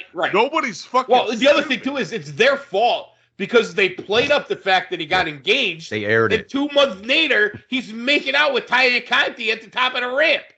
Right. Yeah. Everybody knows how he did it, and I think that's why people were booing him. It's because they know how he did it.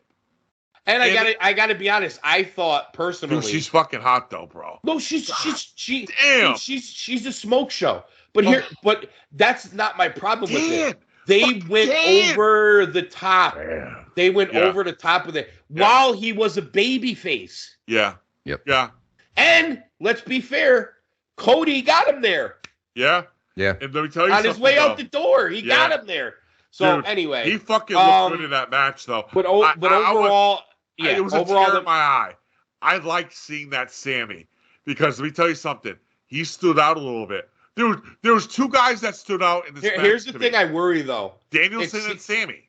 It seems with Sammy though, and I'm gonna parallel this with Garcia.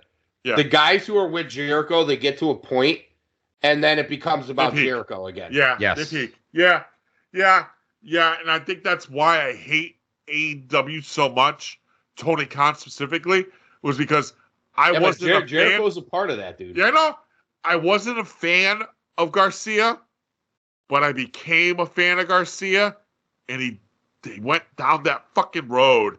Well, but they had Garcia to a point where they could have got him over as a babyface. Yeah, they did. Then they pulled back. And now he's irrelevant. Yep. That's the problem. Where'd he go? Yeah. Nobody cares. And dude, where's Daddy Magic? Yep. Where's Taven and Bennett? Yeah. Bro. I mean, were they signed, though? I don't even know if they were. I know they were on any. I think so. How do they choose? Let me ask you. No, because I know they were on NWA, too, so I didn't know if it was... They signed. How do they choose? Because they had 2 contracts. According to the report, Triple H offered both of them a contract. Who? Taven and Bennett. Oh, okay. All right. But they chose AEW over. I don't know how the fuck they do that, man. Yeah, that's so Bennett could do his social justice warrior bullshit on the show. But they're not on it. But at least the WWE, good. They'd be on it. Nothing against Taven, but good. And here's the other thing too is I wish they chose the best version of Michael Bennett. The best version of Michael Bennett was Impact. Miracle Bennett when it was 100%. About him and not about Maria. And what did he do? He went to WWE, made it about Maria. Went back to ROH, made it about Maria. With the NWA, made it about Maria. Right. But I'm saying is And New Japan before, he was always, everything's got to be all about Maria. And that is going to be the detriment to his wrestling career forever. And that is the dumb part about Matt Taven reattaching himself to that. Matt Taven could have had the spotlight in NXT regardless if it was NXT or WWE, whatever. But Matt Taven hasn't had that son yet. That son could have made Matt Taven.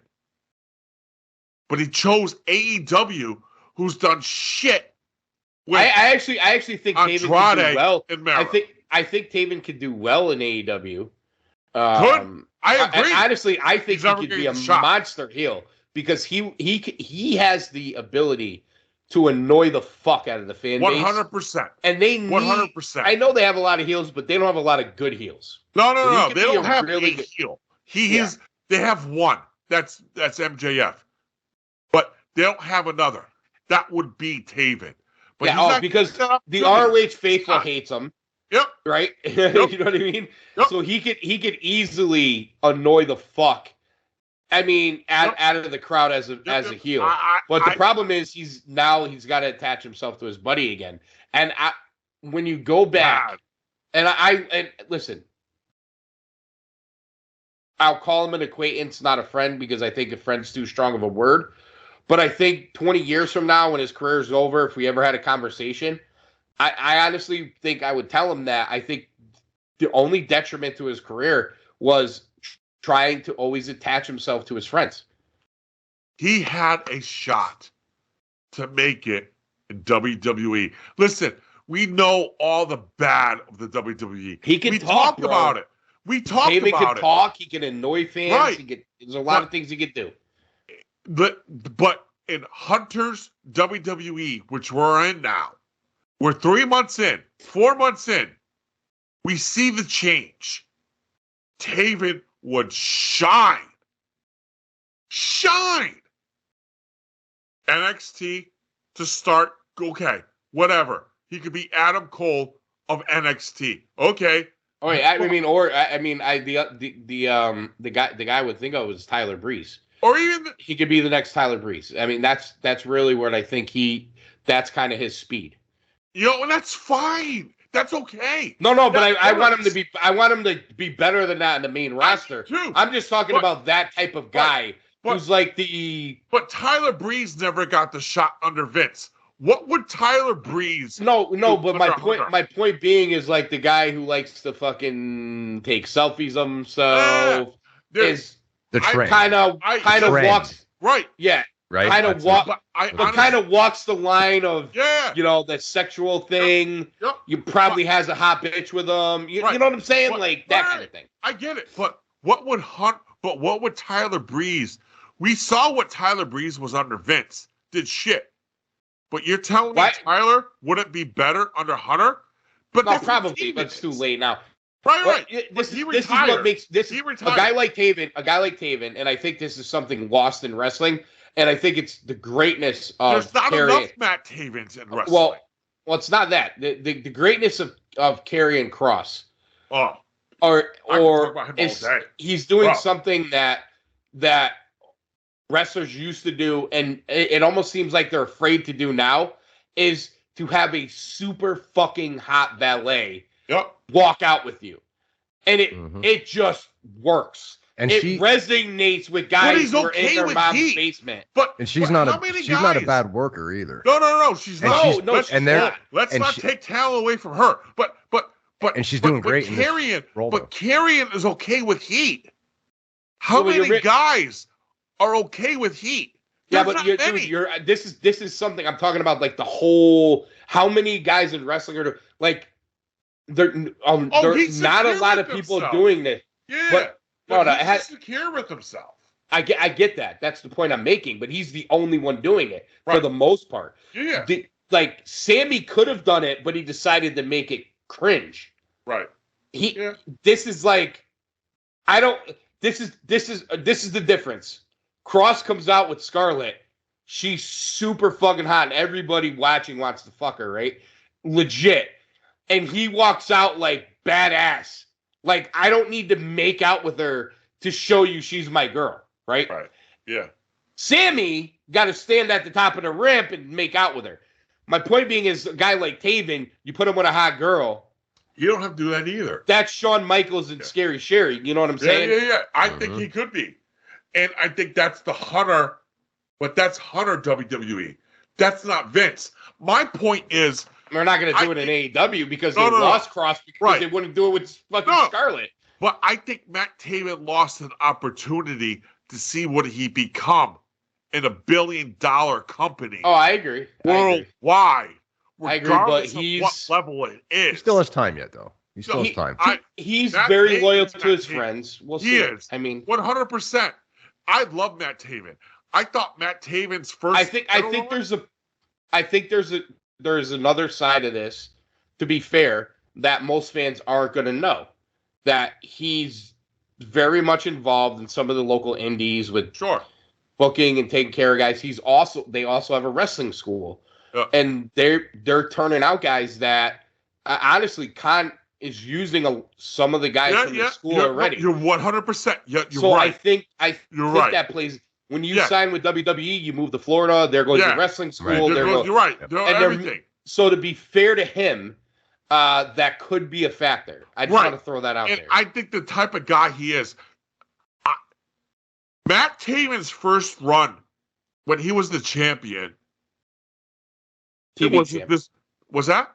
When he was the TV champ or when he was champ? When he was the heavyweight champion of Ring of Honor was a disservice because it was a very good run. That cat put that title up all pay-per-views. Yeah, they fucked it up. They fucked him over. They fucked him up. They fucked him up because they never gave him the one-on-one with Lethal he deserved. And then they started. They brought in Kenny King and all that. But because let's be honest. Let's move on. That run was supposed to be to somebody else, but he took that run and ran with it. I'm looking at Taven, and we'll go on. I personally believe the cream always rises to the top. Macho Man said. I mean, remains to be seen with him because he is that cream, and he would rise to WWE. I digress. I think he's very talented. I think he made the wrong decision. I hope he gets a chance to wrong that right. He belongs there. Right that wrong. Next match. Right, exactly. So we got this match. I wasn't expecting much. Edwards and we talked. Actually, it's funny because Edwards, I don't know about AC. Edwards doesn't like to talk during matches. He catches up after the fact. I do. I found that out about Mr. Edwards. Yeah, it's true. Because I send him 15 texts and he responds to the 16. That's true. Right? So which is fine. This I'm a reactive. Like, look what happened. I'm in the moment. I think Edwards, you know that about me. I'm in the moment. Oh yeah. So this one particular, I'm gonna tell you guys, of all the matches on this card, this was my surprise match of the night. Saraya versus Britt. And it wasn't because of what Britt can do. Fellas, we know what Britt can do. Britt is the women's, she's the face of the women's division. Like, the shit that we were dogging her on with whatever in the dentist office, taking a needle in the leg. Like, that pandemic bullshit. Yeah, that was stupid. Where she came from and what she become, kudos to fucking her. Outstanding. But where I'm coming from on this match is Saraya.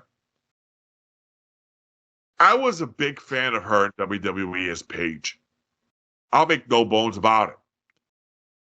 I loved everything about her. I loved her mic skills. I loved what she did it. I love those fishnets. I love those skills too. Bro, I love the fact that she was from England because that's part of me. Like, there was fetish, yeah. There wasn't many fans of women that I was a fan of. She was one of them. When she left, I to say devastated. Okay, so bad shake, whatever, Del Rio, all that shit she was in. That chick wasn't in the ring for 5 years. 5 fucking years she wasn't in the ring. This match, I thought she was fantastic in the fact that she wasn't in the ring for 5 years. 5 years. Bro, she had The Rock touchdown on her. Like, she had all this shit in the past, all bestowed upon her. 5 years removed from it. Was she perfect? No. But the fact that what she been through, that douchebag in WWE did to her neck, she was one of what? How many AC that she hurt in the ring? I mean, you're talking about Sasha Banks. Exactly. The laundry list is. Well, I guess she had a previous injury too, which is kind of expanded on it. She hit it, but kudos to her. I thought this match was better than I thought.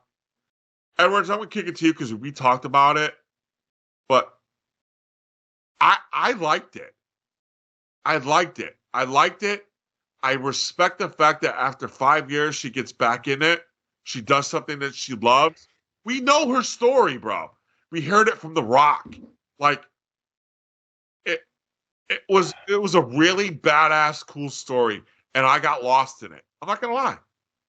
No, it's fine. I wouldn't go as far as to say it was my match of the night, but if it was yours, no, it wasn't my. It was my surprise. Your surprise match of the night. Yeah. If it was yours, fine. I mean, there's a black cloud over this match for me. I like the match as somebody coming in after you just went over it. Yeah. 5 years, the injury, the Sasha Banks bullshit, which she did it on purpose. I don't care. I'll fight anybody. She did it on purpose. She got Paige's spot like she wanted to. So 100%, Edwards. I'm with you on that. Yeah, 100%. So she's back now. Great story for her. But the black cloud over this for me is Britt Baker. Yeah. And the fact that, and again, this is typical Tony Khan AEW, what I'm about to say, but she's a heel. The crowd comes behind her. Now she's fucking over like free beer. They run the WWE legend against her. Yeah, that's a good point. That's a very good point. Okay, I don't know if AC, maybe you can expand on what I'm thinking that I can't really say out loud because I can't form the thoughts. No. Exactly. I think what you're saying. I think the whole thing's convoluted because go back to the promo the week before, and when Britt cut her portion of the promo, the crowd turned and clearly was behind Britt. And then Saraya cuts her portion of the promo, and she's actually getting booed. Yeah. And it's kind of cringe. And then when she finished, they go for it. And then she's the one who punches Britt, right? Yep. And goes away. Isn't that the heel move to do? So it's convoluted there. Here's my problem with this whole thing. I don't like the fact that they brought her in and put her with Britt right away. Number one. I think Britt saved that. You're right. I agree. Britt, whether she has the title or not, she's the Kenny Omega of your women's division. Yes. Your best run as a champion was her run as a champion. There's so many other women in that company. They could have gotten Saraya into a match with, got her a win, got her somebody that the crowd wouldn't care a fucking thing about, got Saraya over huge. Instead, they actually did the opposite and almost got Britt over as a babyface. They probably could have if they did it right. Yeah. Here's the other thing. Right. Yep. These, for better or for worse, the matches in AEW aren't 4-minute Divas matches. Mm-hmm. No. Yeah, Britt Baker wrestles 15-minute matches all the time. That's her thing. Hardcore matches. She's doing shit that they're not going to put Saraya in that spot. They can't because of her health history. And I'm not going where I'm definitely not going where White House is going with the match. Edwards, I liked it. No, I agree. No, I'm not saying you're wrong. I'm just saying for me. Sure. It was too much too quick. This is the problem again with these debuts with Tony. Like Edwards was trying to say, you bring her in. Right. I think you're right. You put her in with Britt Baker, who is AEW. I'm sorry. When Saraya says AEW's my house, she's wrong. Right. It's Britt's house. And she could go in these rants about traveling and pro wrestling in England and all that. That means squat to the AEW fan who has watched Britt Baker be their best women's wrestler for the better part of the last 3 years. Well, think about where she was 2 years ago. All out. All in 2 years ago. How many times did we bring up kudos to Britt? I mean, where did she come from? 2 years ago. How many times did we bring up during that stupid dental office match that she should have won that match? That's my against point. Big Swole. Yeah. Yep. She should have won. She should have won the hardcore match against Thunder Rosa. She lost those two matches and overcame that to be the best women's wrestler in AEW. Point. Yeah. And then you bring in her at and let's be honest, when you go back through her career, this is not fucking Trish Stratus. This is not Mickey James. Mm-hmm. I'm sorry. No. I'm not. I'm a fan of hers. Though. But it's that next tier, though. But there's a big gap. Bro, there's a big gap. If you look at her career and look at their careers, there's a huge gap. But I agree. But who stole that from her? Because that doesn't matter. Hold on. That doesn't matter. But that's where that was. But that's where she could be. It doesn't. But it doesn't matter. It doesn't matter because she doesn't have it. A lot of her fans, it does. And that's hypothetical, though. It's hypothetical. But bro, given the given the fan reaction for the promo, given the fan reaction during the match, what they were doing didn't work. No, I can see that, Ed. I can see that. So that's just where I'm at with it. Listen, she won the match, okay. My opinion is Britt should get a receipt down the road here. That's my opinion. I doubt we'll see it. Yeah, I don't know if we'll see that though. No, I agree with you. I don't think we are, but I think we should, because I think what Tony Khan should have done is what he did with MJF, what he did with Jungle Boy, what they've done countless times with other guys. He should have protected his own, is what he should have done. Yeah. It's wondering why he didn't do it in this one, though. Yeah, you know what? I think we were just talking about Nyla Rose, trying to be entertaining with Vicky. Maybe it would have been a better spot for Paige to come in against somebody like Nyla. Mm-hmm. Just let Nyla beat her down for 5 minutes and then let her make her come back, and Nyla loses. No big deal. Nobody cares. Right. Saraya looks good. Right. But they could have they could have had Vicky making fun of her. Right, exactly. Nyla's going to break her neck again. The whole thing. Yep. 5 years that chick wasn't in the ring. She looked good. Britt Baker is viewed as the top women's wrestler in AEW. Whether you view her as a heel and boo her or cheer her, she's on that level. Yeah. And I don't think all the fans were ready to be like, well, why is Britt Baker the one that has to do the job for Saraya here? Well, and that's the other thing too. Now, where does Saraya go? Where do you take her now? Right, she just beat the best. The logical one up. The title match. Only one up. Yep. Right. Exactly. That's just too fast. And I get that. I get that perspective. But my perspective on it is the fact that she lost 5 years, right?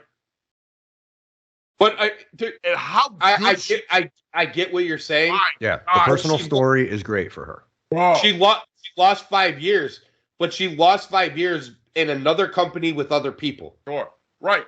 But so why does AEW have to right that wrong? But that's not AEW righting that wrong. AEW's they chose to bring her in. They didn't have to. No. But in this story, they're giving her the opportunity to right that wrong. Why?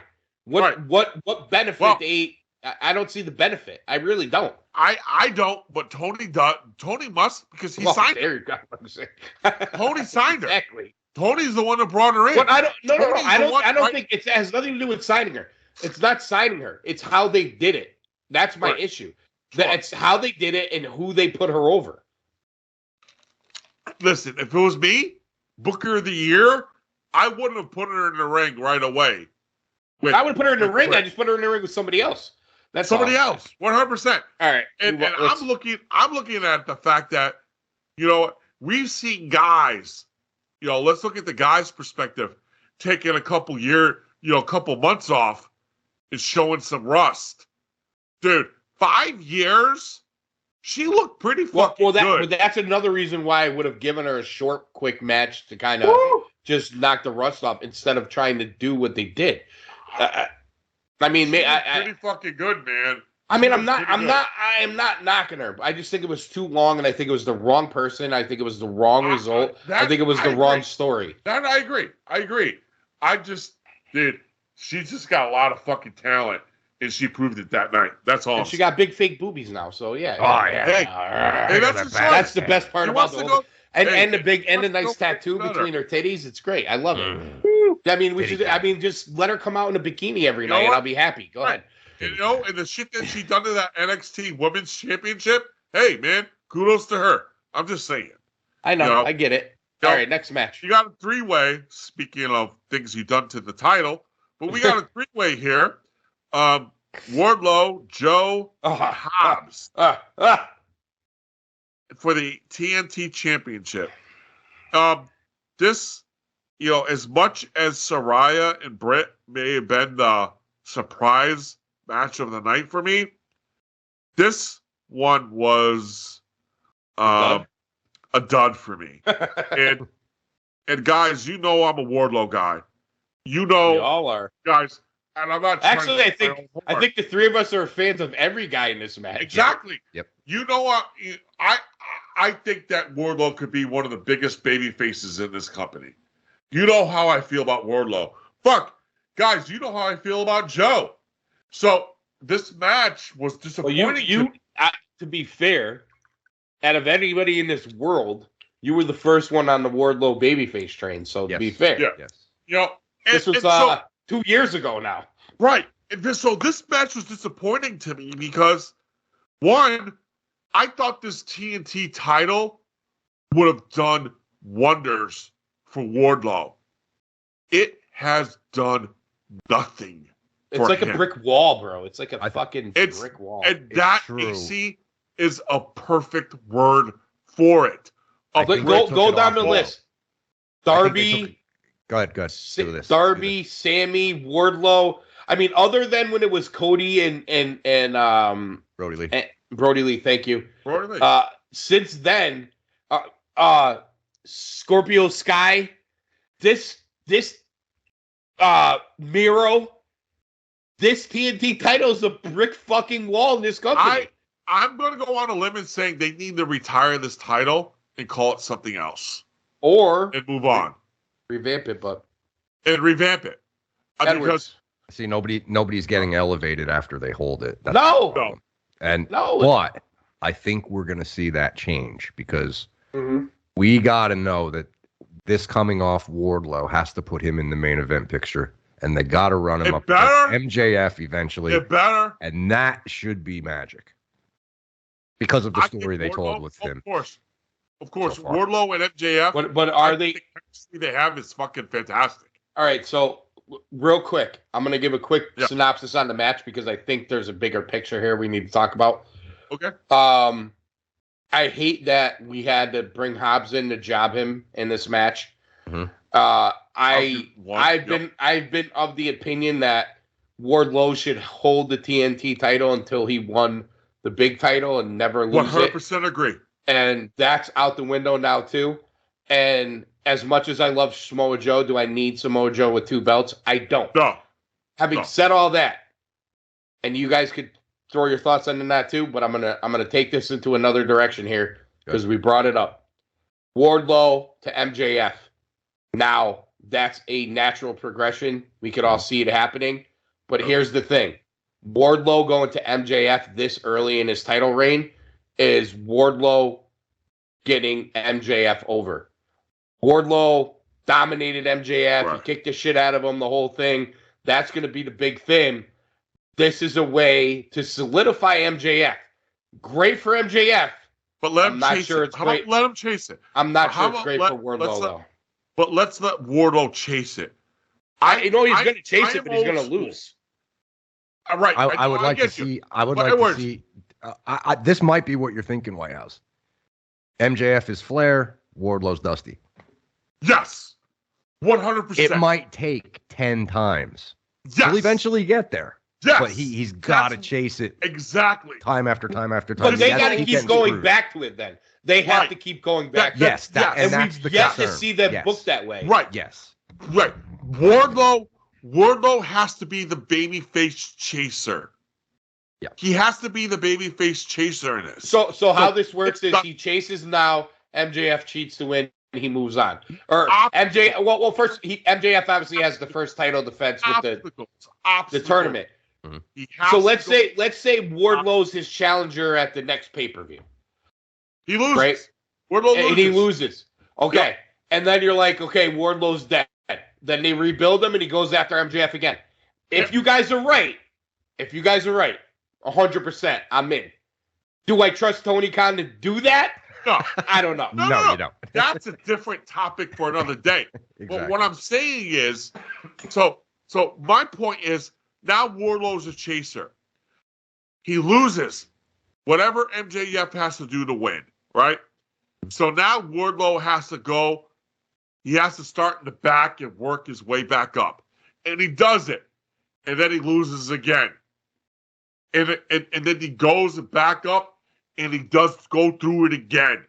And by the time we get to August of 2023, that's where Wardlow goes over. All right, can I ask you guys a question though? Sure. I don't know if the fan base can tolerate that. All right, But that old school so- booking. you're stealing my thunder there. In this instant gratification society we live Probably in not. now, Probably can they not. sit back and wait like they did in 1983 for? Probably I think not. probably Dusty. not, but you're probably going to see something like the Acclaimed. Yeah. When they lost that match, everybody Yeah. went nuts, Yep. right? Yeah, Yep. yeah, And then he That's did what it the happened next with the Wardlow. next shows or whatever. Right. yeah, But yeah, if yeah. they do, Yeah. if Tony Khan can book it right, and he is an old school fan, But to You be can have- fair, you can have Wardlow as your champ. You can have Wardlow as your champ by All Out August, to be fair, September. what we're talking about now is a lot of forward thinking, Mhm. Yeah. a lot of we planned this out since 3 months ago. MJF wins. It was Yeah. supposed to be Punk. Now it's Moxley. Blah blah blah blah blah. Yeah. We have this title offense. Wardlow loses. MJF moves on. Wardlow comes back. Loses. Wardlow. Blah blah blah. Okay. Yeah. All right. Let's just assume that all that's true. The difference between that and the Acclaim, though, is where I'm going to throw this is that Acclaim thing happened organically. Oh, Grant. That wasn't planned. Right. He again.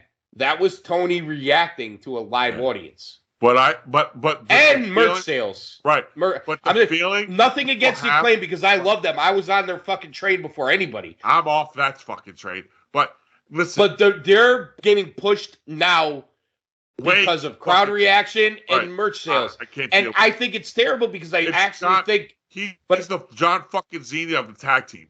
They're no, the no, John but Cena of- I think Bowens is being done a disservice because I actually think Bowens is very good at telling a story in the ring.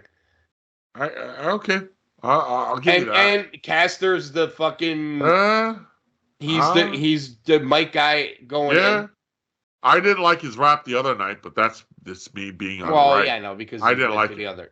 Yeah, I didn't like listen, it at all. if he's gonna touch subjects, I'm being honest. I didn't like it. but if he's gonna touch subjects, I think he's just trying to walk the middle with that. I would rather him not talk about that. What we do? Here's the thing, though. We can't laugh when he does Biden and fucking Cuomo, Right. and you then have get to. mad when he No. does Trump. You're right. I get it. But no, it's just the whole right. I just stay away from it. Do everything else, but just stay away from that. Yeah, because well, now you're picking a side. That's for and you. I'd rather not. Wait, pick a side. wait, hold on. I'm being honest, dude. I'm gonna push back though. That's Was he fine. picking Go a ahead. side when he knocked Biden? When he knocked Cuomo? I didn't like that either. Okay, well that's fair. If you didn't like that, that's fine. I didn't. Right. Because So if you're saying stay out of it completely, stay out of it completely. all right, that's fair. Stay out of it completely. I didn't listen, like it. I didn't listen. I chuckled and it annoyed me a little bit, but I'm not going to get mad because I laughed when he did the other. Let me ask you one question. Yeah. UAC, I know you as a Yankee fan. What was the one great, and I'm using the word great, what was great about Jeter? Besides everything? Besides everything. I mean, the one great. I mean, is there one thing that was great about Derek Jeter? Did he touch anything about that shit? He's professional. Did he go down that always road? professional. No, and he still does it. And he still does it. But here's the point. But here's the point. He's done this before, and I've laughed at it. So I can't get mad at him. Okay, yeah, but that's me. I get what you're saying. I get. Hear me out. I get what you're saying, but I'm not going to get mad at him for making a joke about Trump when I've laughed at him making jokes about everybody else. Right. I'm not mad at him. It's just my choice. I'd rather avoid it because I want my entertainment. I don't want to know what side of the fence they're on. But I don't think he's showing you what side of the fence they're on. I don't think he's trying to get political. I think he's just echoing what's trending at the moment. Thank you. That's where I was going. He's echoing. Right. He looks at Twitter, sees what everybody's talking about. Yep. They're talking about. They're talking about Elon Musk. They're talking about Twitter. They're talking about Trump. So that's what he's going to talk about. When Biden does something stupid, he's talking about Biden. When Cuomo gets accused of raping women, he talks about Cuomo. When he's in New York, if you ever notice too, he kind of plays it to the city he's in. No, so he really hasn't taken a side. No, he hasn't. I just wish he's going with social issues in his raps. He's always done it. So I can't knock him for doing it this time. No, right. No, I'm not trying to knock him. It's just my flavor of ice cream. I just wish that he would just stay out of that piece. Is because it's such a fucking it's dude. If he came out tonight, ripped Fauci, you would pop. Oh, I'm sure I would. I hate that fucker. I can't admit. You're right. I'm not saying, guys. I'm not saying what you two are saying is wrong. I'm just saying I wish he would just avoid that one piece, just because of how much of a fucking sword it costs on either way. Well, I get it. But you want to know something? White House. Did you notice the reaction when he said the Trump line? Oh, yes, I did. He got booed. He did, and which was kind of surprised me, to be honest. You're talking to a guy whose cousin, whose relatives think I'm racist. I am not, but because you're preaching to the choir on this show. What the fuck are you talking about? Right. Listen, sure. I just wish. Are you kidding me? I'm fucking Alex Jones 2.0 to my family. Like, what do you mean, bro? Oh like, my God. I still have the tinfoil stuck to my hair over here. Listen, AC, I'm with you right there. Trust me. You realize my relatives are in Connecticut with you, right? I know. So, listen, I'm with you, bro. Right. So next match. Right. Yeah, let's go. I just wish you just wouldn't do it. That's all. All right. He's a very talented young man. I just wish he would just stay away from that piece. So this was, to me, one. If 1A was. Wait, didn't we skip a match in between though? I think no, we haven't. We haven't. I assure you, my friend here, brother, I got you. We haven't skipped anything. I assure you. So if Nyla, I'm just hoping we get this Survivor Series by the time it starts. Hey, bro, we're good. None of us are working tomorrow. Are we really? Come on, let's be serious here. Speak for yourself, but I'm not going into 4, but still, go ahead. All right, so this might be a 4-hour show. Fuck it, let's just roll. Go ahead, brother. I'm with you. Dude, go ahead. Do your thing. you're my friends. I haven't talked to you in a while. We fucked up last week. We're making up for it this week. Okay? Can we go with that? Let's go with it, bro. Let's go with it. So listen. So if 1A was Nyla and Jade, 1B is Darby and Sting versus Lethal and Jarrett. And I hate to say it because I'm such a Jeff Jarrett fan. This match fucking sucked. Okay, so you have Go ahead, probably on your roster two of the best one-on-one workers. Yeah. Maybe going in the business. And that's what I mean by that, everybody listening, is Jeff Jarrett knows how to work. Yes. And he knows how to be heel. Knows how to work. Yes. And they're flying around outside, not doing what they do best. Yep. Yeah, I did not care for this match at all. Can I rant on this match? Go ahead. Go for it. AC, go ahead and I'll get my this after. I actually think as much as I hated Jade's Carhill's match and I whatever, a couple other matches, I hated this match the most on the show. I hated this match more than the three-way for the fucking TBS title, and here's why. I am sick and tired of every goddamn tag match with Darby and Sting being no disqualification, no holds barred, no holds this, blah, blah, blah, fighting all over the arena. Cool. It's a pop when Sting jumps off the guardrail and kills Jay Lethal. To begin with this, they break off into the twos, and Sting is fighting Lethal. Yep. And Darby's fighting Triple J. Yep. I'm like, what is going on here? What? Yep. This is not what I want to see. Then Darby gets fucking Double J over to the top of the ramp in this area here, brings out a fucking ladder. It takes him 45 minutes to set it up. Okay, he's going to do this big shot off the ladder.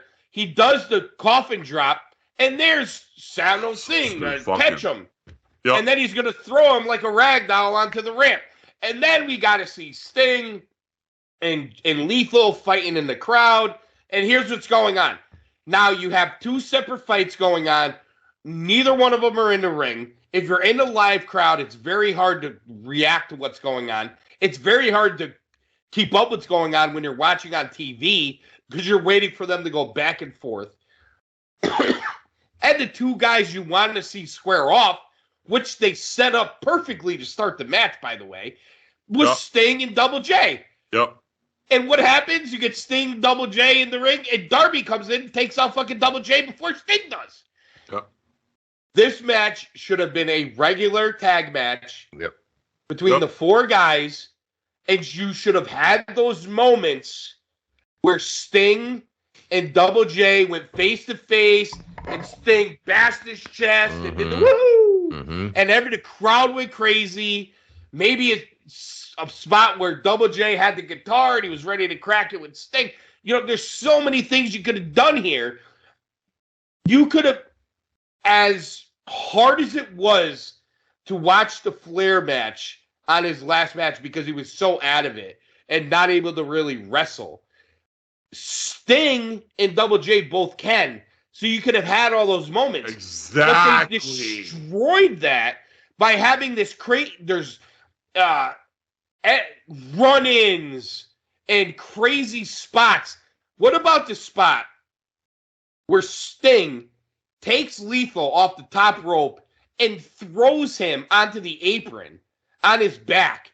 And my first thought was, I hope he's not dead. Yeah. I hope he didn't break his fucking back. Yeah. This is Sting. Could somebody, anybody in this company get in the head of Darby Allin? I get his shtick. I get what he's trying to do. Excuse me. I love the guy. I get it. But could somebody get in his head and be like, dude, you're in your fucking 20s. Yeah. What do you want to be when you're 50 years old, bro? Yep.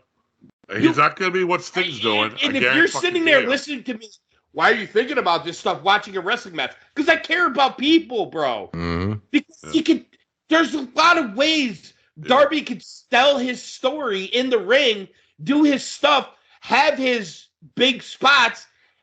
It doesn't have to be That 100 miles per hour all the time. Yeah. That cat's not going to be walking when he's 50. Let's be real. No. He's not. He's already been knocked out cold, had injuries. Yeah. Dude, I respect what he's doing. 100%. I respect the fact. I think he believes this is the way to go about it. Somebody has to get in his head. And you would think that the fucking guy to do it is the guy that's the guy that's with him. The Double J and Sting. This is what I don't get. Take even Lethal,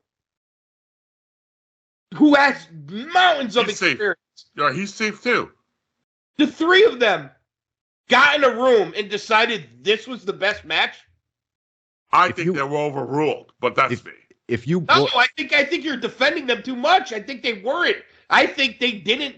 I think they're okay with this. I think Sting likes the fact that he jumps off the guardrail and the crowd cheers. You're probably right. You could be right. They have to stop this. They can tell a better story. This is the epitome of why you want to stop it. We talked about this. All these matches don't have to be so long. They could have had a 15-minute regular tag match and got so much done and did so much storytelling that we would be praising every second of it. And instead, I literally hated it more than any match on the show because it was nothing of what I would want it to be. So Sting's like 62 years old. If you polled every booker that's booked wrestling in the past 40 years, like since Sting was 22 years old, and you asked them, hey, if you had Sting on your roster, how would you use him? How many do you think would say no disqualification, car crash style wrestling? Zero. This is not it. And I know, and listen, he had a couple with Bully in the Impact run. A couple, but it wasn't this. But those were telling a fucking story too. Yeah, they were. There wasn't There was no story told in this match. This was a spot fest. For all the people that bitch about the Cucamonga Kids and Spot Fest, these are legends doing it. Yep. You guys call me the Wild Thing now, but before the Wild Thing, there was the Professor. Yes. And the Professor Wild Thing? Yeah, right? Sting's greatest match of all time, he'll tell you, is Clash of Champions 1 with Ric Flair. This isn't it. Okay? This is the farthest thing from it. Farthest thing. Clash of Champions dude, even 1. go back to Starrcade 97. The story that told with Hogan. Yeah. Dude, the savior of the company. Right. You know what I mean? Like you're fast forwarding 7 years ahead, right? To Starrcade. That would be the other story. And yes, that's the farthest thing of what we've seen. Okay? Then let's look. That's Sting. You want to know, you're listening to this and you haven't watched Sting, I'll give you 3 matches. Okay? AC gave you number 2. Let me give you number 3. It was what is it? Great American Bash against Ric Flair in Baltimore. Baltimore Arena. Oh, yeah. Sting became the heavyweight champion for Yeah. Those are the 3. When he held Big Gold for the first time. Yeah, those are the 3. Those are Sting's big 3.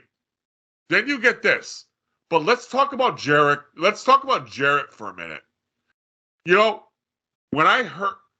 When you want to talk about what it means to be a heel, the epitome of that for you new wrestling fans, look at what he did against this Ric Flair final show. That's the epitome of heat. Mm-hmm. But you want to get a big depiction of what Jarrett was like as a heel? Look at his TNA run. King of the Mountain for the first time. That's probably it right there.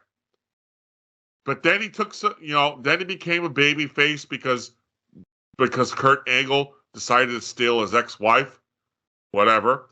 But He became a babyface because of it. But I thought this match was going to mean something when I heard his music, because he came out with his TNA music. And Edwards, I said that to you.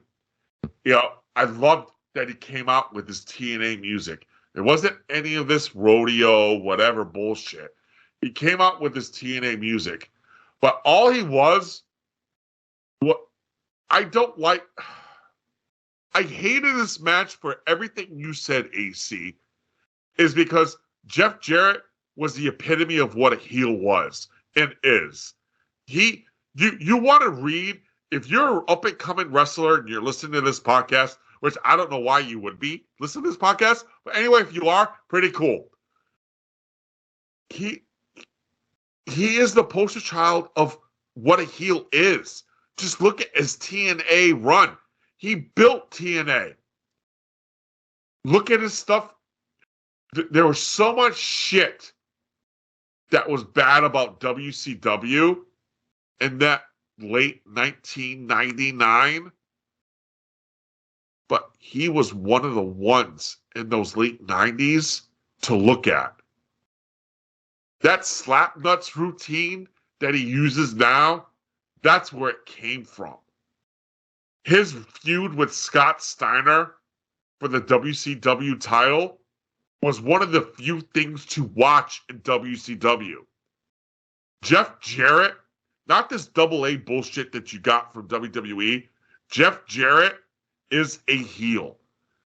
And the shit that you got in this match offended me as a historian wrestling fan. I pride myself on it. I love it. I love that I remember this shit from the past. Because this is what it was built on. And you didn't get it in this match. You got a glorified whatever bullshit to make Darby Allin. And I get it. You want to build Darby Allin? There's another way of doing it. But let me ask you guys this. Building it on Sting and Jeff Jarrett's career is bullshit. Let me ask you this. Did you I actually thought that after the lethal injection into the Scorpion Death Drop that Sting was supposed to pin him, and he for some reason couldn't, and Darby audible to the coffin drop. The coffin drop there looked like an. I know, Edwards. Did you pick up on that, or am I out of this world? No, I totally picked up on it. I think Lethal came back too quickly. Yeah. And he wasn't ready for it, and then he kind of like fell. Yeah, it seemed awkwardly. like he fell backwards. Yeah, awkwardly. I don't know how, like, Lethal, and I don't blame Lethal or Darby for this. I don't blame. It's the higher powers, obviously. But the fact that Jarrett and Sting signed off on this pisses me off even more. Yeah, I'm with you. That's where I'm at, bro. Why won't they be like, listen, we could take 15 minutes and tell a story instead of this 25-minute fucking shit show. And I think this is where Khan could, when you have those matches for the indie fan, the ROH fan, the New Japan fan, blah, blah, blah, blah, blah, with like Kenny Omega and the younger guys or whatever. This is where he actually can appeal to the, the casual crowd or the older wrestling fan or whatever. Yeah. And then what they do is they do it so poorly that those fans are like, yeah, fuck this. When they would be like, all right, you know what? That's pretty cool. And then they make, maybe they'd catch on to some of the stuff we like, but it doesn't have. There was an opportunity there, and it was lost. They sides of it too often. Right. Think about it. You know what? I throw out a number. We talked about this a couple years ago. Our Mount Everest or whatever we would put on there. It was a couple years ago. The three of us did it. Everest or Rushmore? Rushmore. I'm sorry. Okay. Our Mount Rushmore. Right. So we talked about this, but if I throw out a blanket statement, right? Top 20 wrestlers of all time. I thought you were going to do the top 20, Jack Tunney. Right?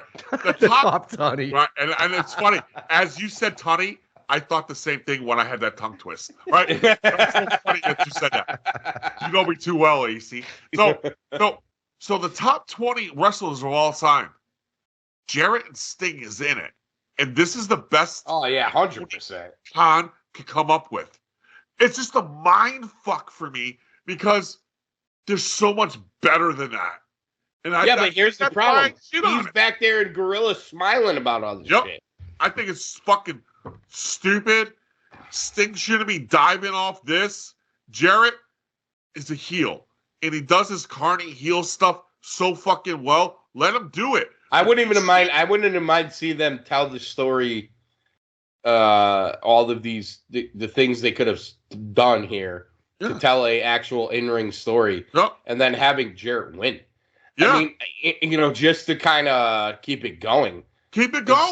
Instead, Lethal loses, and obviously Jarrett will move on from Lethal, and we'll probably see. We'll see where it goes. I did like Jarrett's entrance. I thought it was kind of funny where he brought out all the stings, and they did the woo. Oh, I loved it. I loved it. Because his entrance is good. Heat. I mean, it kind of all went downhill from there, but whatever. Yeah, 100%.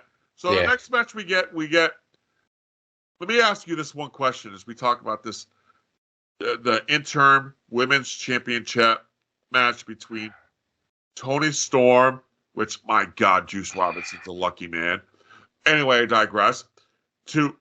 Versus Jamie Hayter, fellas. Is there any woman right now that's more over than Jamie fucking Hayter? Edwards. She got a pretty damn good reaction. Oh my God. It's organic. Yeah, I mean, she also got a little assist from Britt. I mean, I think that was Britt trying that. I'm just going. No, she definitely was over with the fans. I watched this match twice. Yeah, and I liked it better the second time, and I think part of that I was just watching it. But I was watching it tired the first night. Okay, so I watched from the three-way for the TNT title up until the start of the main event. I rewatched all that because I knew I was very tired. So I wanted to get a good grasp on that. So I watched all that twice. So I'm going with my reaction from the second time watching it. And I did think the match was better than I gave it credit for the first time. You mentioned that in our thread, yeah. Yeah. Britt obviously got involved, but it wasn't ultimately why Hayter won. I mean, I guess the logical place you go from here is Hayter versus Saraya. I think you have a lot of tie-ins there, and that could kind of solidify her as a champion if you were to do that. I don't know how you keep her with Britt. I mean, I don't know either. I think you got to kind of break it up and make her a baby, but let's see what they do. I'm surprised they took it off Toni Storm as quick as they did. I did too. And the other side of this, and Tony was asked this in the scrum. I didn't see the whole thing, but I happened to read about it. And he said he's going to look in, or he's going to see it. But I think he needs to remove the interim. It was one thing when they did it with Punk, there's but a lot of shit coming out about her. It should not be. Well, it's not even because of that. There's no reason for it to be an interim title. They should just stick to New Japan. Yep. If it's time for your title shot, whatever that time frame may be, you can't make the title shot, you're stripped of the title and new champion's crown. And I think that's a fair way to do it in pro wrestling. I think doing this interim thing, he walked a weird path with that. I haven't even loved it in real fighting when the UFC has done it in most places. Yeah. I think he should just make an executive decision. I do too. To remove the interim tag on the title and say, when the former champion's ready to be back, she has the first shot. And leave it at that. Edwards. Yeah, good match. Let me ask you. This one question. Go ahead. Well, one question about Hayter. What dude, this little pop, this little spurt that she's getting is organically. What do you think of Jamie? We really don't talk about her when we talk AEW and women's, and sometimes it's in passing. What do you think of Jamie Hayter, and what did you think of this match? She's probably, besides Baker, the second best worker that they have, in my opinion. I agree. Yep. What did you think of this match? I thought it was great. I was surprised, especially the second half of the match. I think you got to get her away from Britt, and I think it writes itself. And I fully expect Tony Khan to fuck it up.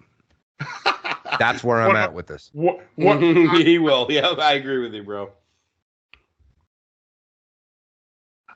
Because here's the thing.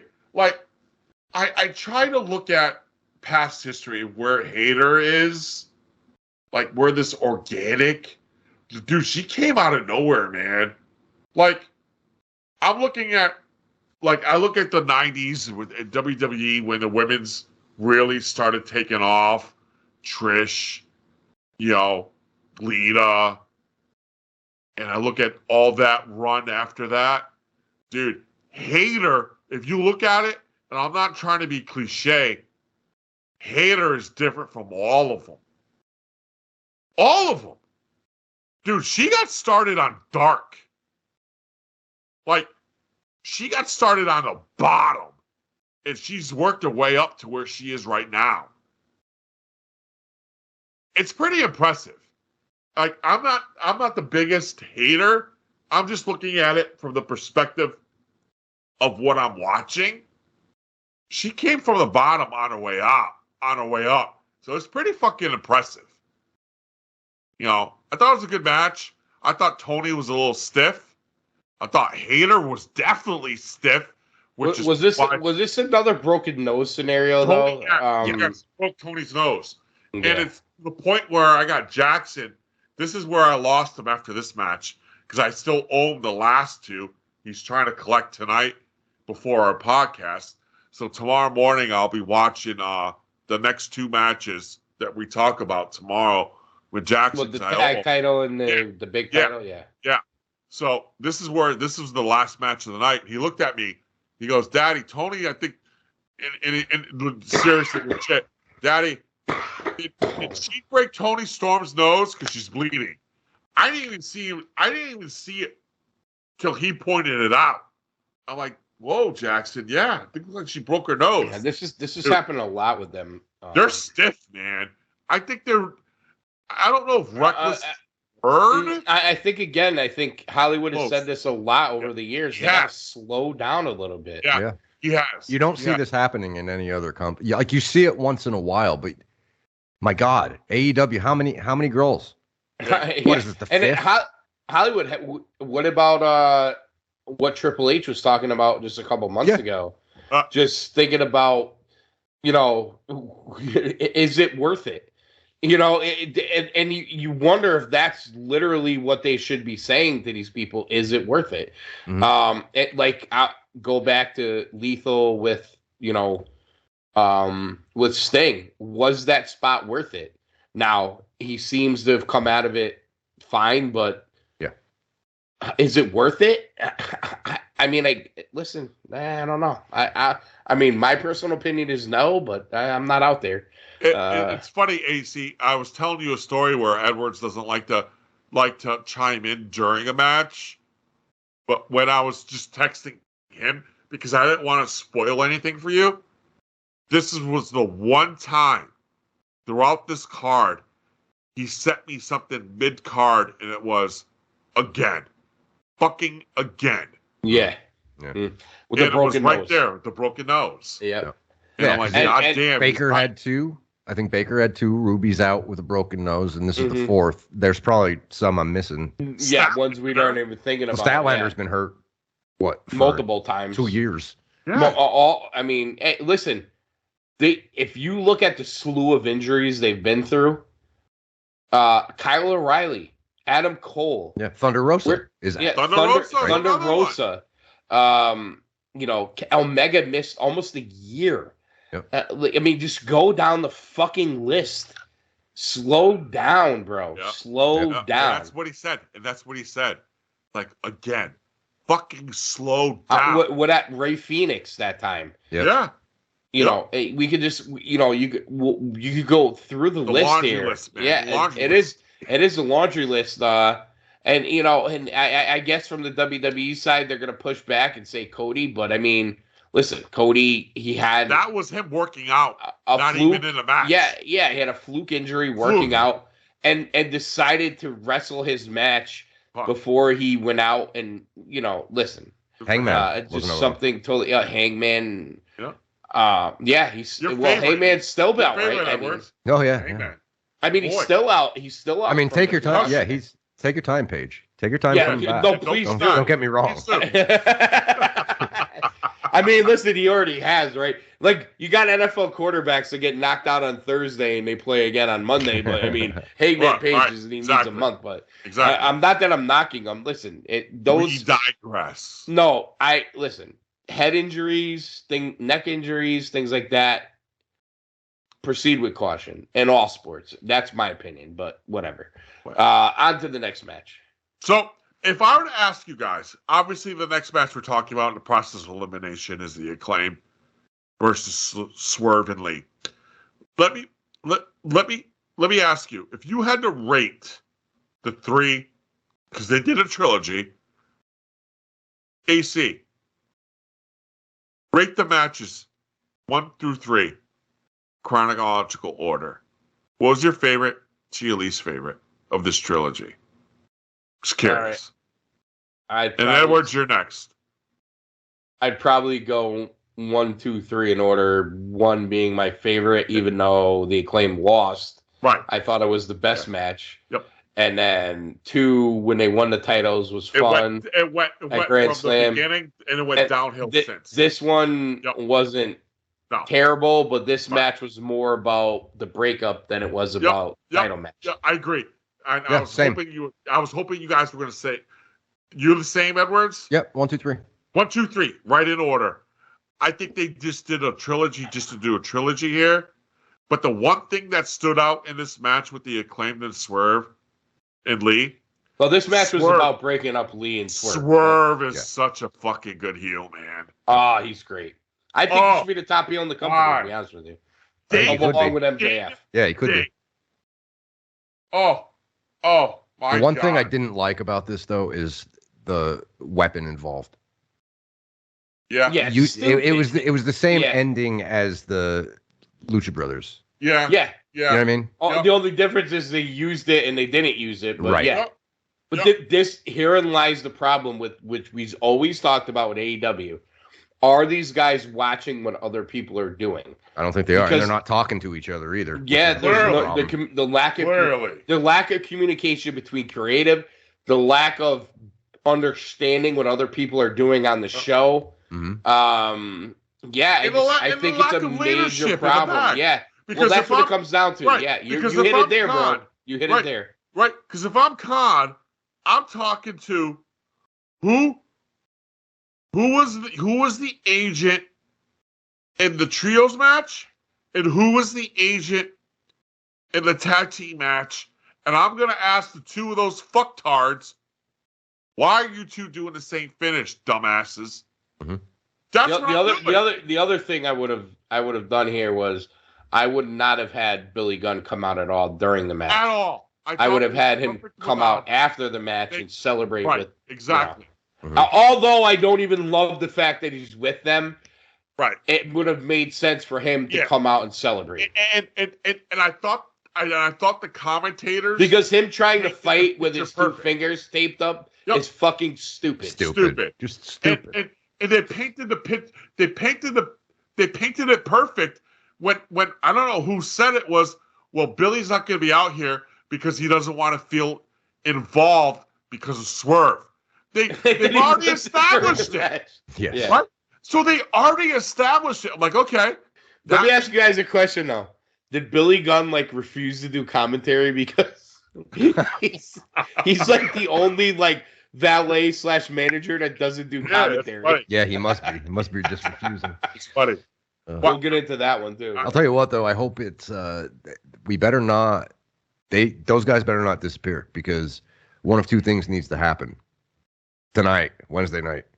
Fucking yeah, we're in Wednesday, guys. Yeah, we are. When did you open? Sorry, when did you Keith. open the show with Sir? Well, Yeah, you probably Swerve opened needs with to- MJF. Whoa, Swerve needs to call him Yeah. out. But at some point during the show, wouldn't you have Swerve in the middle of the ring with a microphone calling Yeah. Keith Lee out? My Jesus, please.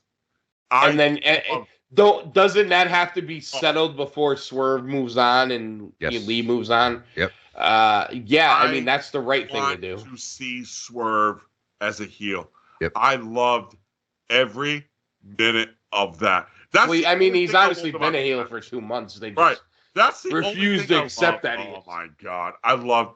But listen. I am not an Acclaim fan. I just don't dig it. It's not my. As Triple H says, it's not my favorite flavor of ice cream. Hey, you guys like it? Whoever likes it, it's great. It's just not mine. I prefer someone like FT. White House! You know what I mean? So The Acclaim I can't. has arrived! No, I can't. Scissor me, daddy ass! To me, and to me, to be consistent, the fucking Acclaim is the John Cena of the fucking tag team. Can't do it. Come on. I don't know if it's a Can't John do it. Cena. Can't do it. I actually would associate them more with the New Day You can do that. I get that. because of the merch that. aspect, Yeah. and And the that's whole John Cena. Same No, they're thing. DX. Don't you guys get it? It's No.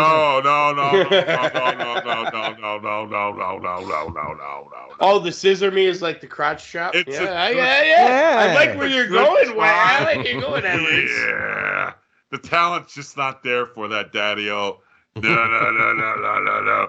But I just Maybe I'll buy Jackson and Aiden some scissor me foam fingers for Christmas. Oh, they're all for it.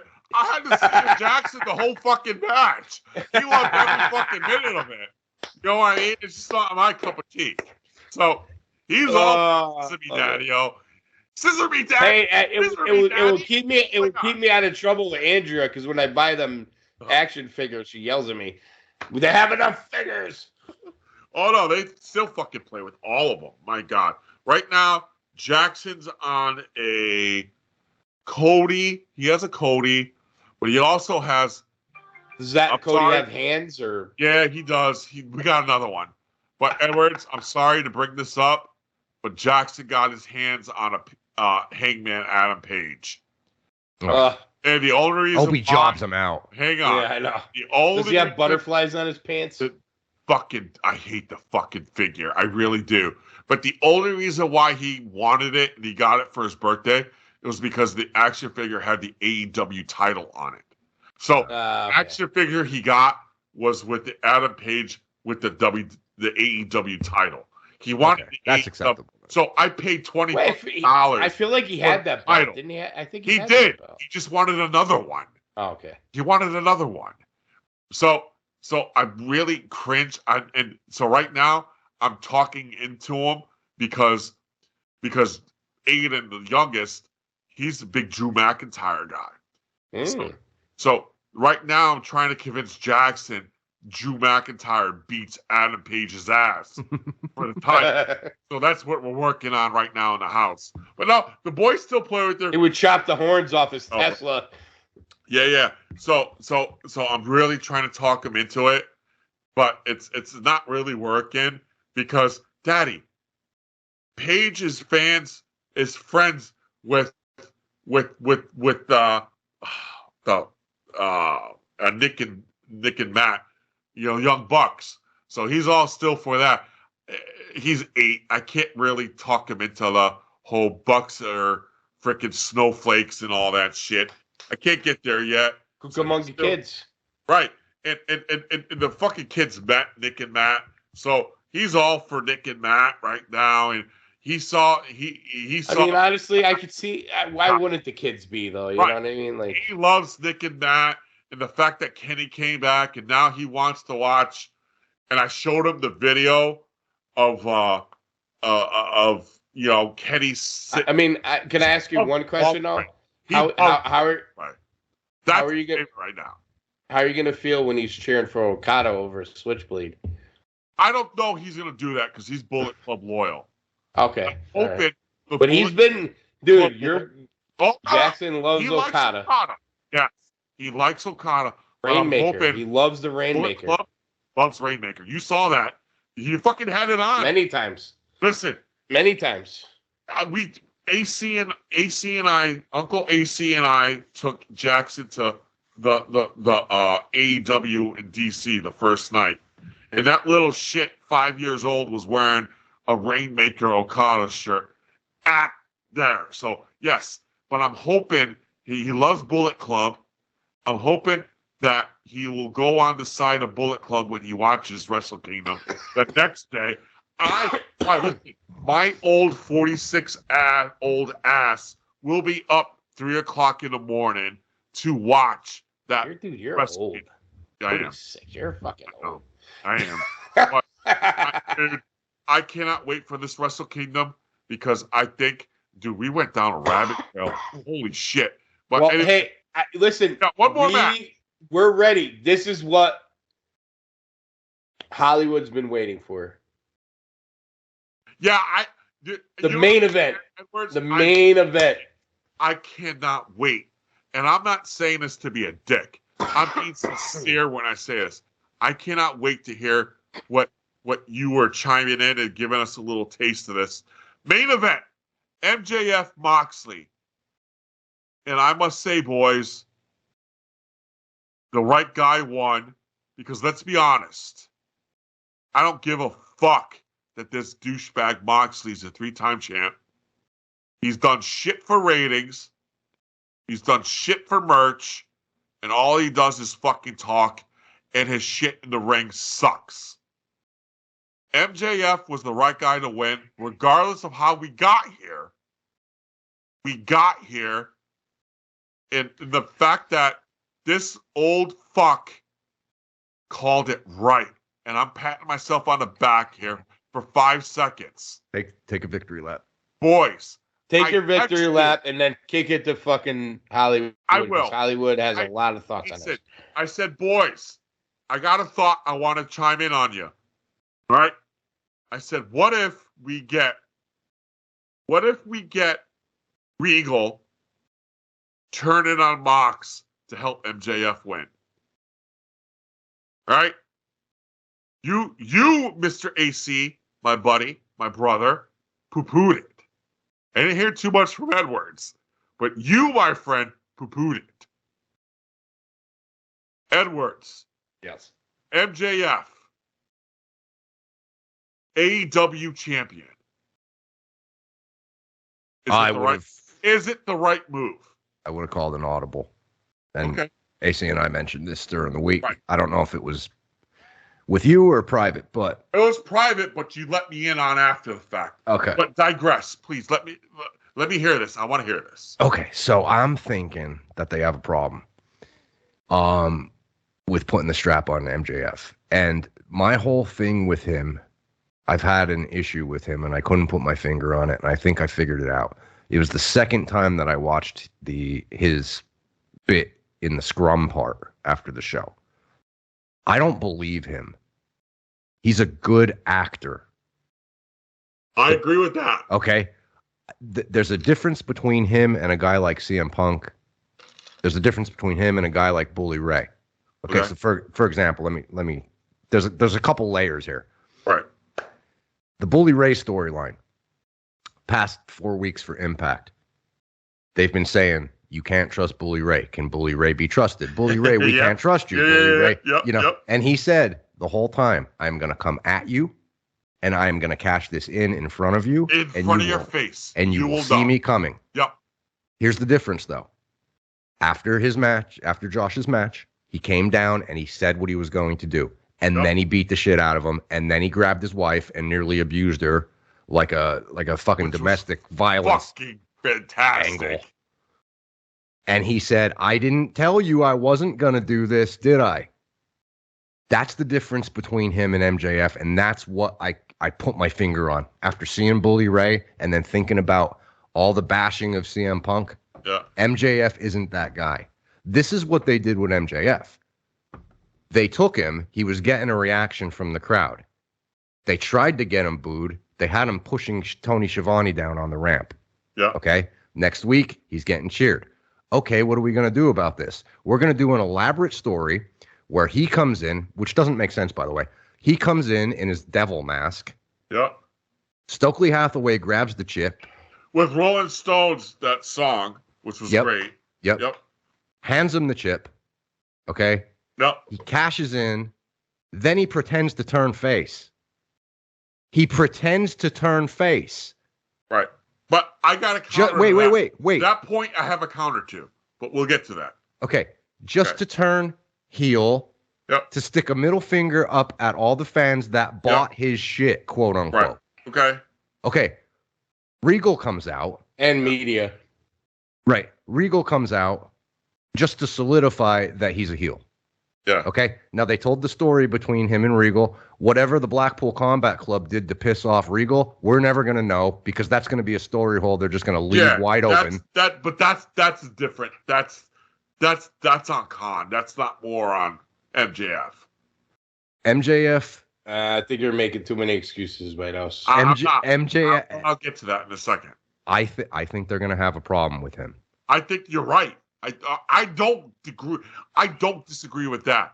But Edwards, I'm gonna counter one thing you said. Go ahead. Well, Bully Ray's known how to get heel heat his entire life. I'm not even gonna real touch heel that. heat. Listen, I'm not gonna touch that with a 10-foot pole because you two were 100% right.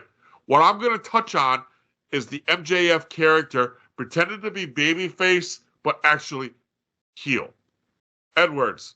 Yes. Year is 1990. Okay? The faction is the Four Horsemen. Okay? Okay. And the wrestler involved is Ric Flair. In 1990, before Clash of the Champions 1, who did Ric Flair ask to be a Four Horsemen member? Is that Sting? Ding. Ding. Okay. Ding. Okay. So all they're doing is taking what Ric Flair did, the whole pretending to be a baby face, but not a baby face, but actually heel. And they did that with MJF. Now, did they did it to the degree of Ric Flair? I think you're giving him too much credit, but I'm not. But that's where he's getting it. See, I don't see the difference. Fact. See, he's already a heel. Right. And you can even go back. You could even go back to the Pinnacle. What difference would it have been if he just ran with the Pinnacle? They never broke up. They're still heels. Yeah. He runs straight to Moxley and beats him. That's what they should have done. There's no difference. But White House, here's where I'm going to push back on you a little bit. Go ahead. When has MJF ever been the wrestling historian? When has he ever? I mean, but he's not. It's the person in. Hold on. Well, here's the thing. Everything you don't like, you go back to Tony Khan. That's what. But that's where I'm getting it from. No. Bro, you really think Tony Khan's pulling all those strings? Like he's telling them what to say every second? No. Not totally not happening. He's building this is what's going on. He's building the story. Here's what's going on here. Example. Here's what's going on here. MJF has been doing this for his last 3 feuds. Yeah. What he's done is he's going back to his own personal wrestling life and the guys he's been around and creating reasons why he should be mad at them. Whether it's CM Punk, whether it's William Regal, no matter who it is, that's fine. But other than that, when has he ever been the wrestling historian? No, but I'm using the historian example I gave you is because the owner says he's what? Historian. He's building the story from the past, and I think he's trying to make what I believe he's trying to make MJF his Ric Flair. That's what I'm trying to get to, but it's not going to work because in a year from now, he's not going to be, when his contract up, whenever it's up, he's not going to be with AEW anymore. Well, I'll tell you this: if that whole Then put the belt on him. If that whole contractual storyline is real, and he sold out to him in this way, it just showed you he's more incompetent than we thought. That's what I believe. Yeah, and I could be wrong. Edwards, do you really believe when his contract up that that AEW is going to re-sign him, or he's going to go elsewhere? I think he's going to go elsewhere. Because Cody already has his hooks in him, and I don't mean that as a bad thing. I've said this before, White House. I've said this before, and this might be our first disagreement. Sure. By the way, so this could be fun. It's going to be fun. So let's keep it fun. Yeah. I've said this before. Go. I think he's a Walmart version of The Miz.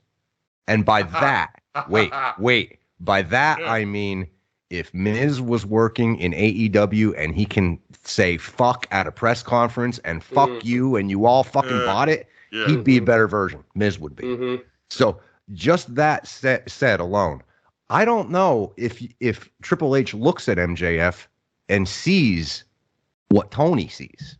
You could be right. He might. You could Triple be right. H. I'll tell you this. I guarantee you, Vince would look at him and see a manager. Now, I'm not saying Triple H would do that too, but that's where he's laying right now. But there's one common denominator. There's one factor involved. Cody Rhodes. How does Cody see it? No, I mean, hold on. That's more than one factor, though, because I think Cody could say anything he wants. In AEW, yeah, he could say what he wants to Triple H, but it doesn't mean they're going to sign. But you're telling me no. And I'm not saying he has that. I'm not saying he has that stroke. Right. But you're telling me he doesn't have Hunter's ear. I'm sure he does, but I'm sure a lot of people have Hunter's ear. Yeah. But if are you gonna? But if Hunter can stick it to AEW and take a pillar, you're telling me he wouldn't do it. To, though, at this point? I don't think he cares. I don't think it's about need. Does he care? Does he need to? But it goes back to what you said. It goes back to what you said. His first pay-per-view, as the head guy, sticking out his dick. Mm-hmm. You're telling me that this wouldn't be that. Well, it could be, but what we're talking about here is it could be. Yeah, what we're talking about here is off the topic for a little bit. I'm saying I think Tony's going to have a problem with him real soon because I think he already has a problem.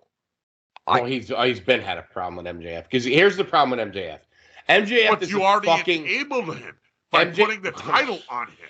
Well, I mean, he's probably done that by 10,000 other ways too.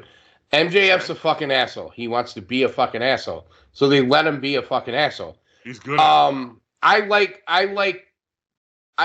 he's good at it in the sense that he's the one guy who doesn't walk the line of the kayfabe. Like he doesn't. No, he doesn't. He doesn't destroy his character to sell merch. He doesn't. You know what I mean? Like he's a fucking asshole on TV. He's a fucking asshole on social media. I get it. And I like the sense of his press conference where I loved it. It made sense for what they did. Yep. But I don't think they should be doing these media scrums anyway. Because here's the problem. Now you're once again walking that line of kayfabe reality to wrestling. Right. When MJF comes out and tells the media to go fuck themselves, we're supposed to believe it's kayfabe. But when CM Punk's out there and he's saying that, you know, Hangman Page is an empty-headed dipshit, now it's reality. Yep. See, that's part of my problem. Now, that's part of my problem with it. Here's the issue we're now into. Did you see that was reported today? No. Go ahead. Go on.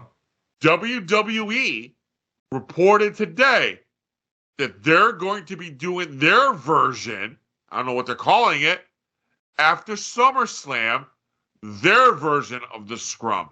So, guys, it's not going anywhere. Which is going to be a full work, though. It's going to be 100% work. But it's not going anywhere. They're all going to be doing it now. New Japan does it. It works. It's a work. AEW does it, but yeah, New Japan's mastered. No, here's the problem. There you go. That's where New Japan has mastered it as a work. Mhm. It's that they actually have done that pseudo. It's sports reality. Yep.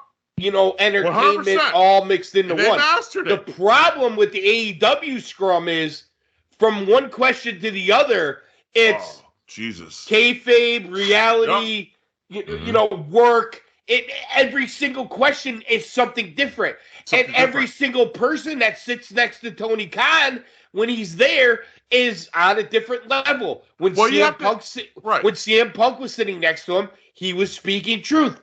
When Swerve and Lee were sitting next to him, Swerve was walking the line of kayfabe and reality. Keith Lee didn't love it, and Tony Khan was trying to keep it a work. Then when Tony Storm sits down, it's full work. Then when Chris Jericho sits down, it's the greatness of the company, and it works. So the AEW scrum is totally a shit show. Right. If you're telling me right now that WWE is going to do a scrum with Triple H and do a scrum with talent, it's going to be have real control of it. Yeah, it's going to be a work. It's going to be a work, which is fine. Listen, if you want to do that as a work, as a wrestling company, I'm not against it, because I feel like that's where the sports entertainment comes in. Look at the UFC does it every fucking show, right? They do a pre-show media day. They do a weigh-in. They have the fights. Then they have the after with the media, right? And a lot of times the after with the media, there's a lot of hugging and kissing, and a lot of the animosity is gone. And a lot of that media scrum after a UFC, quote unquote, is directed toward Dana White. Why? Because they want to know who's going to fight. Right. They want to know what do we do for ticket sales? What do we do for this? And for reality, it works well. Can Triple H manipulate that? He probably can.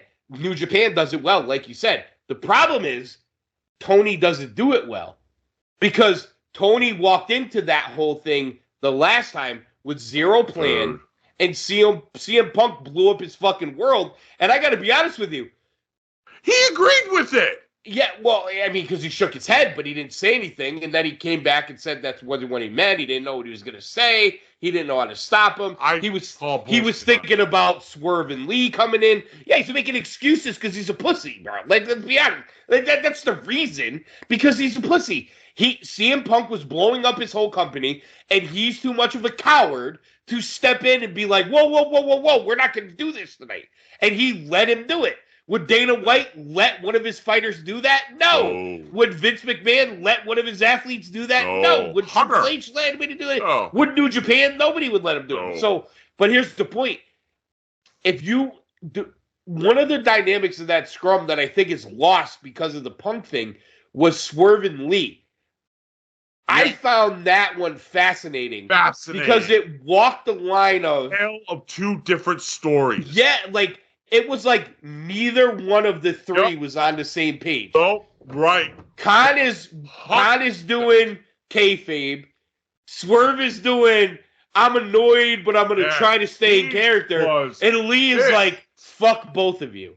I'm too smart for this, right? You know what I mean? Yep. And I think that dynamic was lost in that scrum because of what happened before and after. Yep. That's I looked at it the same way. That one was fascinating. But guys, overall, I'm gonna go to Whiteout. I'm gonna go to Edwards first on this one. Do you think it was a good idea that MJF walked in there and was just like, fuck you to the media? That was my next question. You took my next question, yeah. Oh, perfect. Do I think it was a good idea? Yeah. Yeah. Well, here's the thing is, when Punk did his, you could tell he was shooting, right? Yeah. When MJF did his, it was great, but you can tell it was a work. Right. And that's my problem with MJF, I think, as a whole. He's a fucking work, and he pretends he's a shoot. That's my problem with him. He doesn't speak the truth. He pretends to be CM Punk. And I'm sorry, it is what it is. I'm sorry, this whole fucking thing with his contract and him stepping away, he was in the ring doing exactly what CM Punk did. You fucking Mark, fire me. MJF said that. Yeah. Well, and now he's pissed at CM Punk. No, dude, you're a good actor within a scene of a wrestling show, but you're not real. That's my problem with it. Not only that, I'm going to back up your point. His dark promo in Bridgeport after it went off the air. He totally put Tony over. Yeah. I mean, so I think there's smoke where the fire. I think there's smoke where the fire you're talking about. Possible. Yeah. So, do you think it was a bad idea putting the title on him? I do. I as a matter of fact, I said to AC, I think I would call an audible just because of the reaction he got when he was pretending to be a babyface. He walked out in Bridgeport and got no reaction for pretending to be a babyface. That's a fucking problem because they had it set up to where they wanted him to trick us into thinking he was a babyface. That was the story that they were telling there. And we didn't react like he was a babyface. So therefore, that's a problem with the guy. I think the show is going to open with him on Wednesday. I think it has to. I think it has to. And I think the crowd reaction is going to be very telling of how well this is going to work out. It's Chicago. He's going to get booed the fuck out of that building. Well, but I think that's good for him, though. Right. Yes. Right. Yes. And I think that's going to help him. But I think if you're right, I think that's good for him, and I hope so. Oh, my God. I think that, dude, him, Omega, Young Bucks, dude, they're going to get booed the fuck out of you're thinking because of the Punk dynamic, you're thinking. Yeah. Oh, yeah. And listen, Chicago. It'll be interesting to see for sure. Chicago, and I got to say this. I'm not a Chicago person. We are East Coast people. Yeah. And I'm more of a New York type guy than a Chicago type guy. But I'll tell you this, Chicago, because I respect you as passionate fans. And because I seen I don't know, what do you call them? The statistics on who listens to the show. We do have a couple listeners in Chicago. Hey, man. Hey, all right. Here's what I want you to do. How's it going, Phil? Hope your pets are okay. Here's what I want you to do. I want you to turn the tables and chant, fuck Colt Cabana. I know you're not going to do it, but that's what I want you to do. That'd be great. That'd be great. All right, let's wrap this one up here. Longer than I expected. White House final thoughts, Edwards final thoughts, and then we'll be back shortly with a SummerSlam preview. Survivor Series. Did I say SummerSlam? Yeah. All right. SS Survivor Series War Games preview. I take that back, fellas. It went longer than I expected, but we got a lot off our chests. I like it. I like where their potential is, but I think all three of us have an idea and a feeling that Tony Khan's going to fuck it up. But I like the potential. But let's see what they do with it. Good. Final thoughts? You good? Is it? Yeah. All right, man. Edwards, final thoughts? I'm going. Here we go. Final thoughts. Last week's Dynamite 818,000 viewer average. Was it time to make a change and take that belt off Moxley? Put it on MJF? Yes. We're gonna see. Because if it dips slower, then we got something to talk about. But if it boosts over 1 million again, then we got something to talk about. I think it's gonna get close to over 1 million. I think Moxley was the worst thing to happen to that title. We're gonna see. My prediction is it dips a little bit. All right. So my final thoughts are this. I agree with the dip, number one, because it's basically a holiday, and it's the biggest bar night of the year. It's high school reunions. There's a bunch of shit going on as I would be working tomorrow night as well.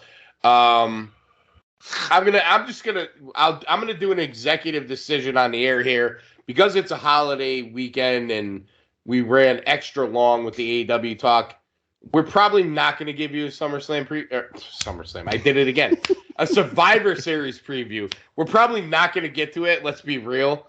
So let's all watch Survivor Series War Games together. We'll get back to it. We'll come back next week. We'll break it down for you.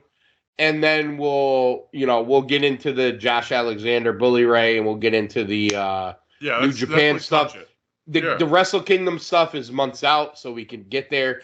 So we'll do all that next week, and we'll break it down for you. Sorry for no preview, but the AEW talk went long. But I'll say this. I think this is one of the better AEW conversations we had in a long time. Yeah. Because it wasn't just... I really had fun. Yeah, it wasn't just like a... We didn't get into like a super, like, we love AEW, and we didn't get into super bash AEW. I think we just kind of took everything at different stride. perspectives. I love it. And that's what I loved about this. It's different perspectives. The fact that Edwards and I disagree on something, I can't wait to see how this turns out. It's gonna be fun. Yeah. I love it. Could get better. We'll see. Yeah. All right, so I certainly hope so. Either way. Yeah. Well, from all of us at the Cool Truth Podcast Productions, we want to wish you all happy Thanksgiving. Happy Thanksgiving. Yes. Enjoy you and yours. Enjoy the food. Enjoy the family. And we'll get back to you next week. There's a lot of football to get into. There's soccer if you get into such things. No. I don't, but if you do. So there's a lot to get into, and we'll leave it at that. Go fucking Giants! Yeah! I love it. For the Wild Thing, for Hollywood, I'm AC. Good night, everybody. Nighty night. Happy Thanksgiving, Uno. We talked to Uno a little bit there. Fellas, I'm sorry. We went a little long. I'm long-winded. I apologize. I'm sorry. We love you, White House. It's all good, brother.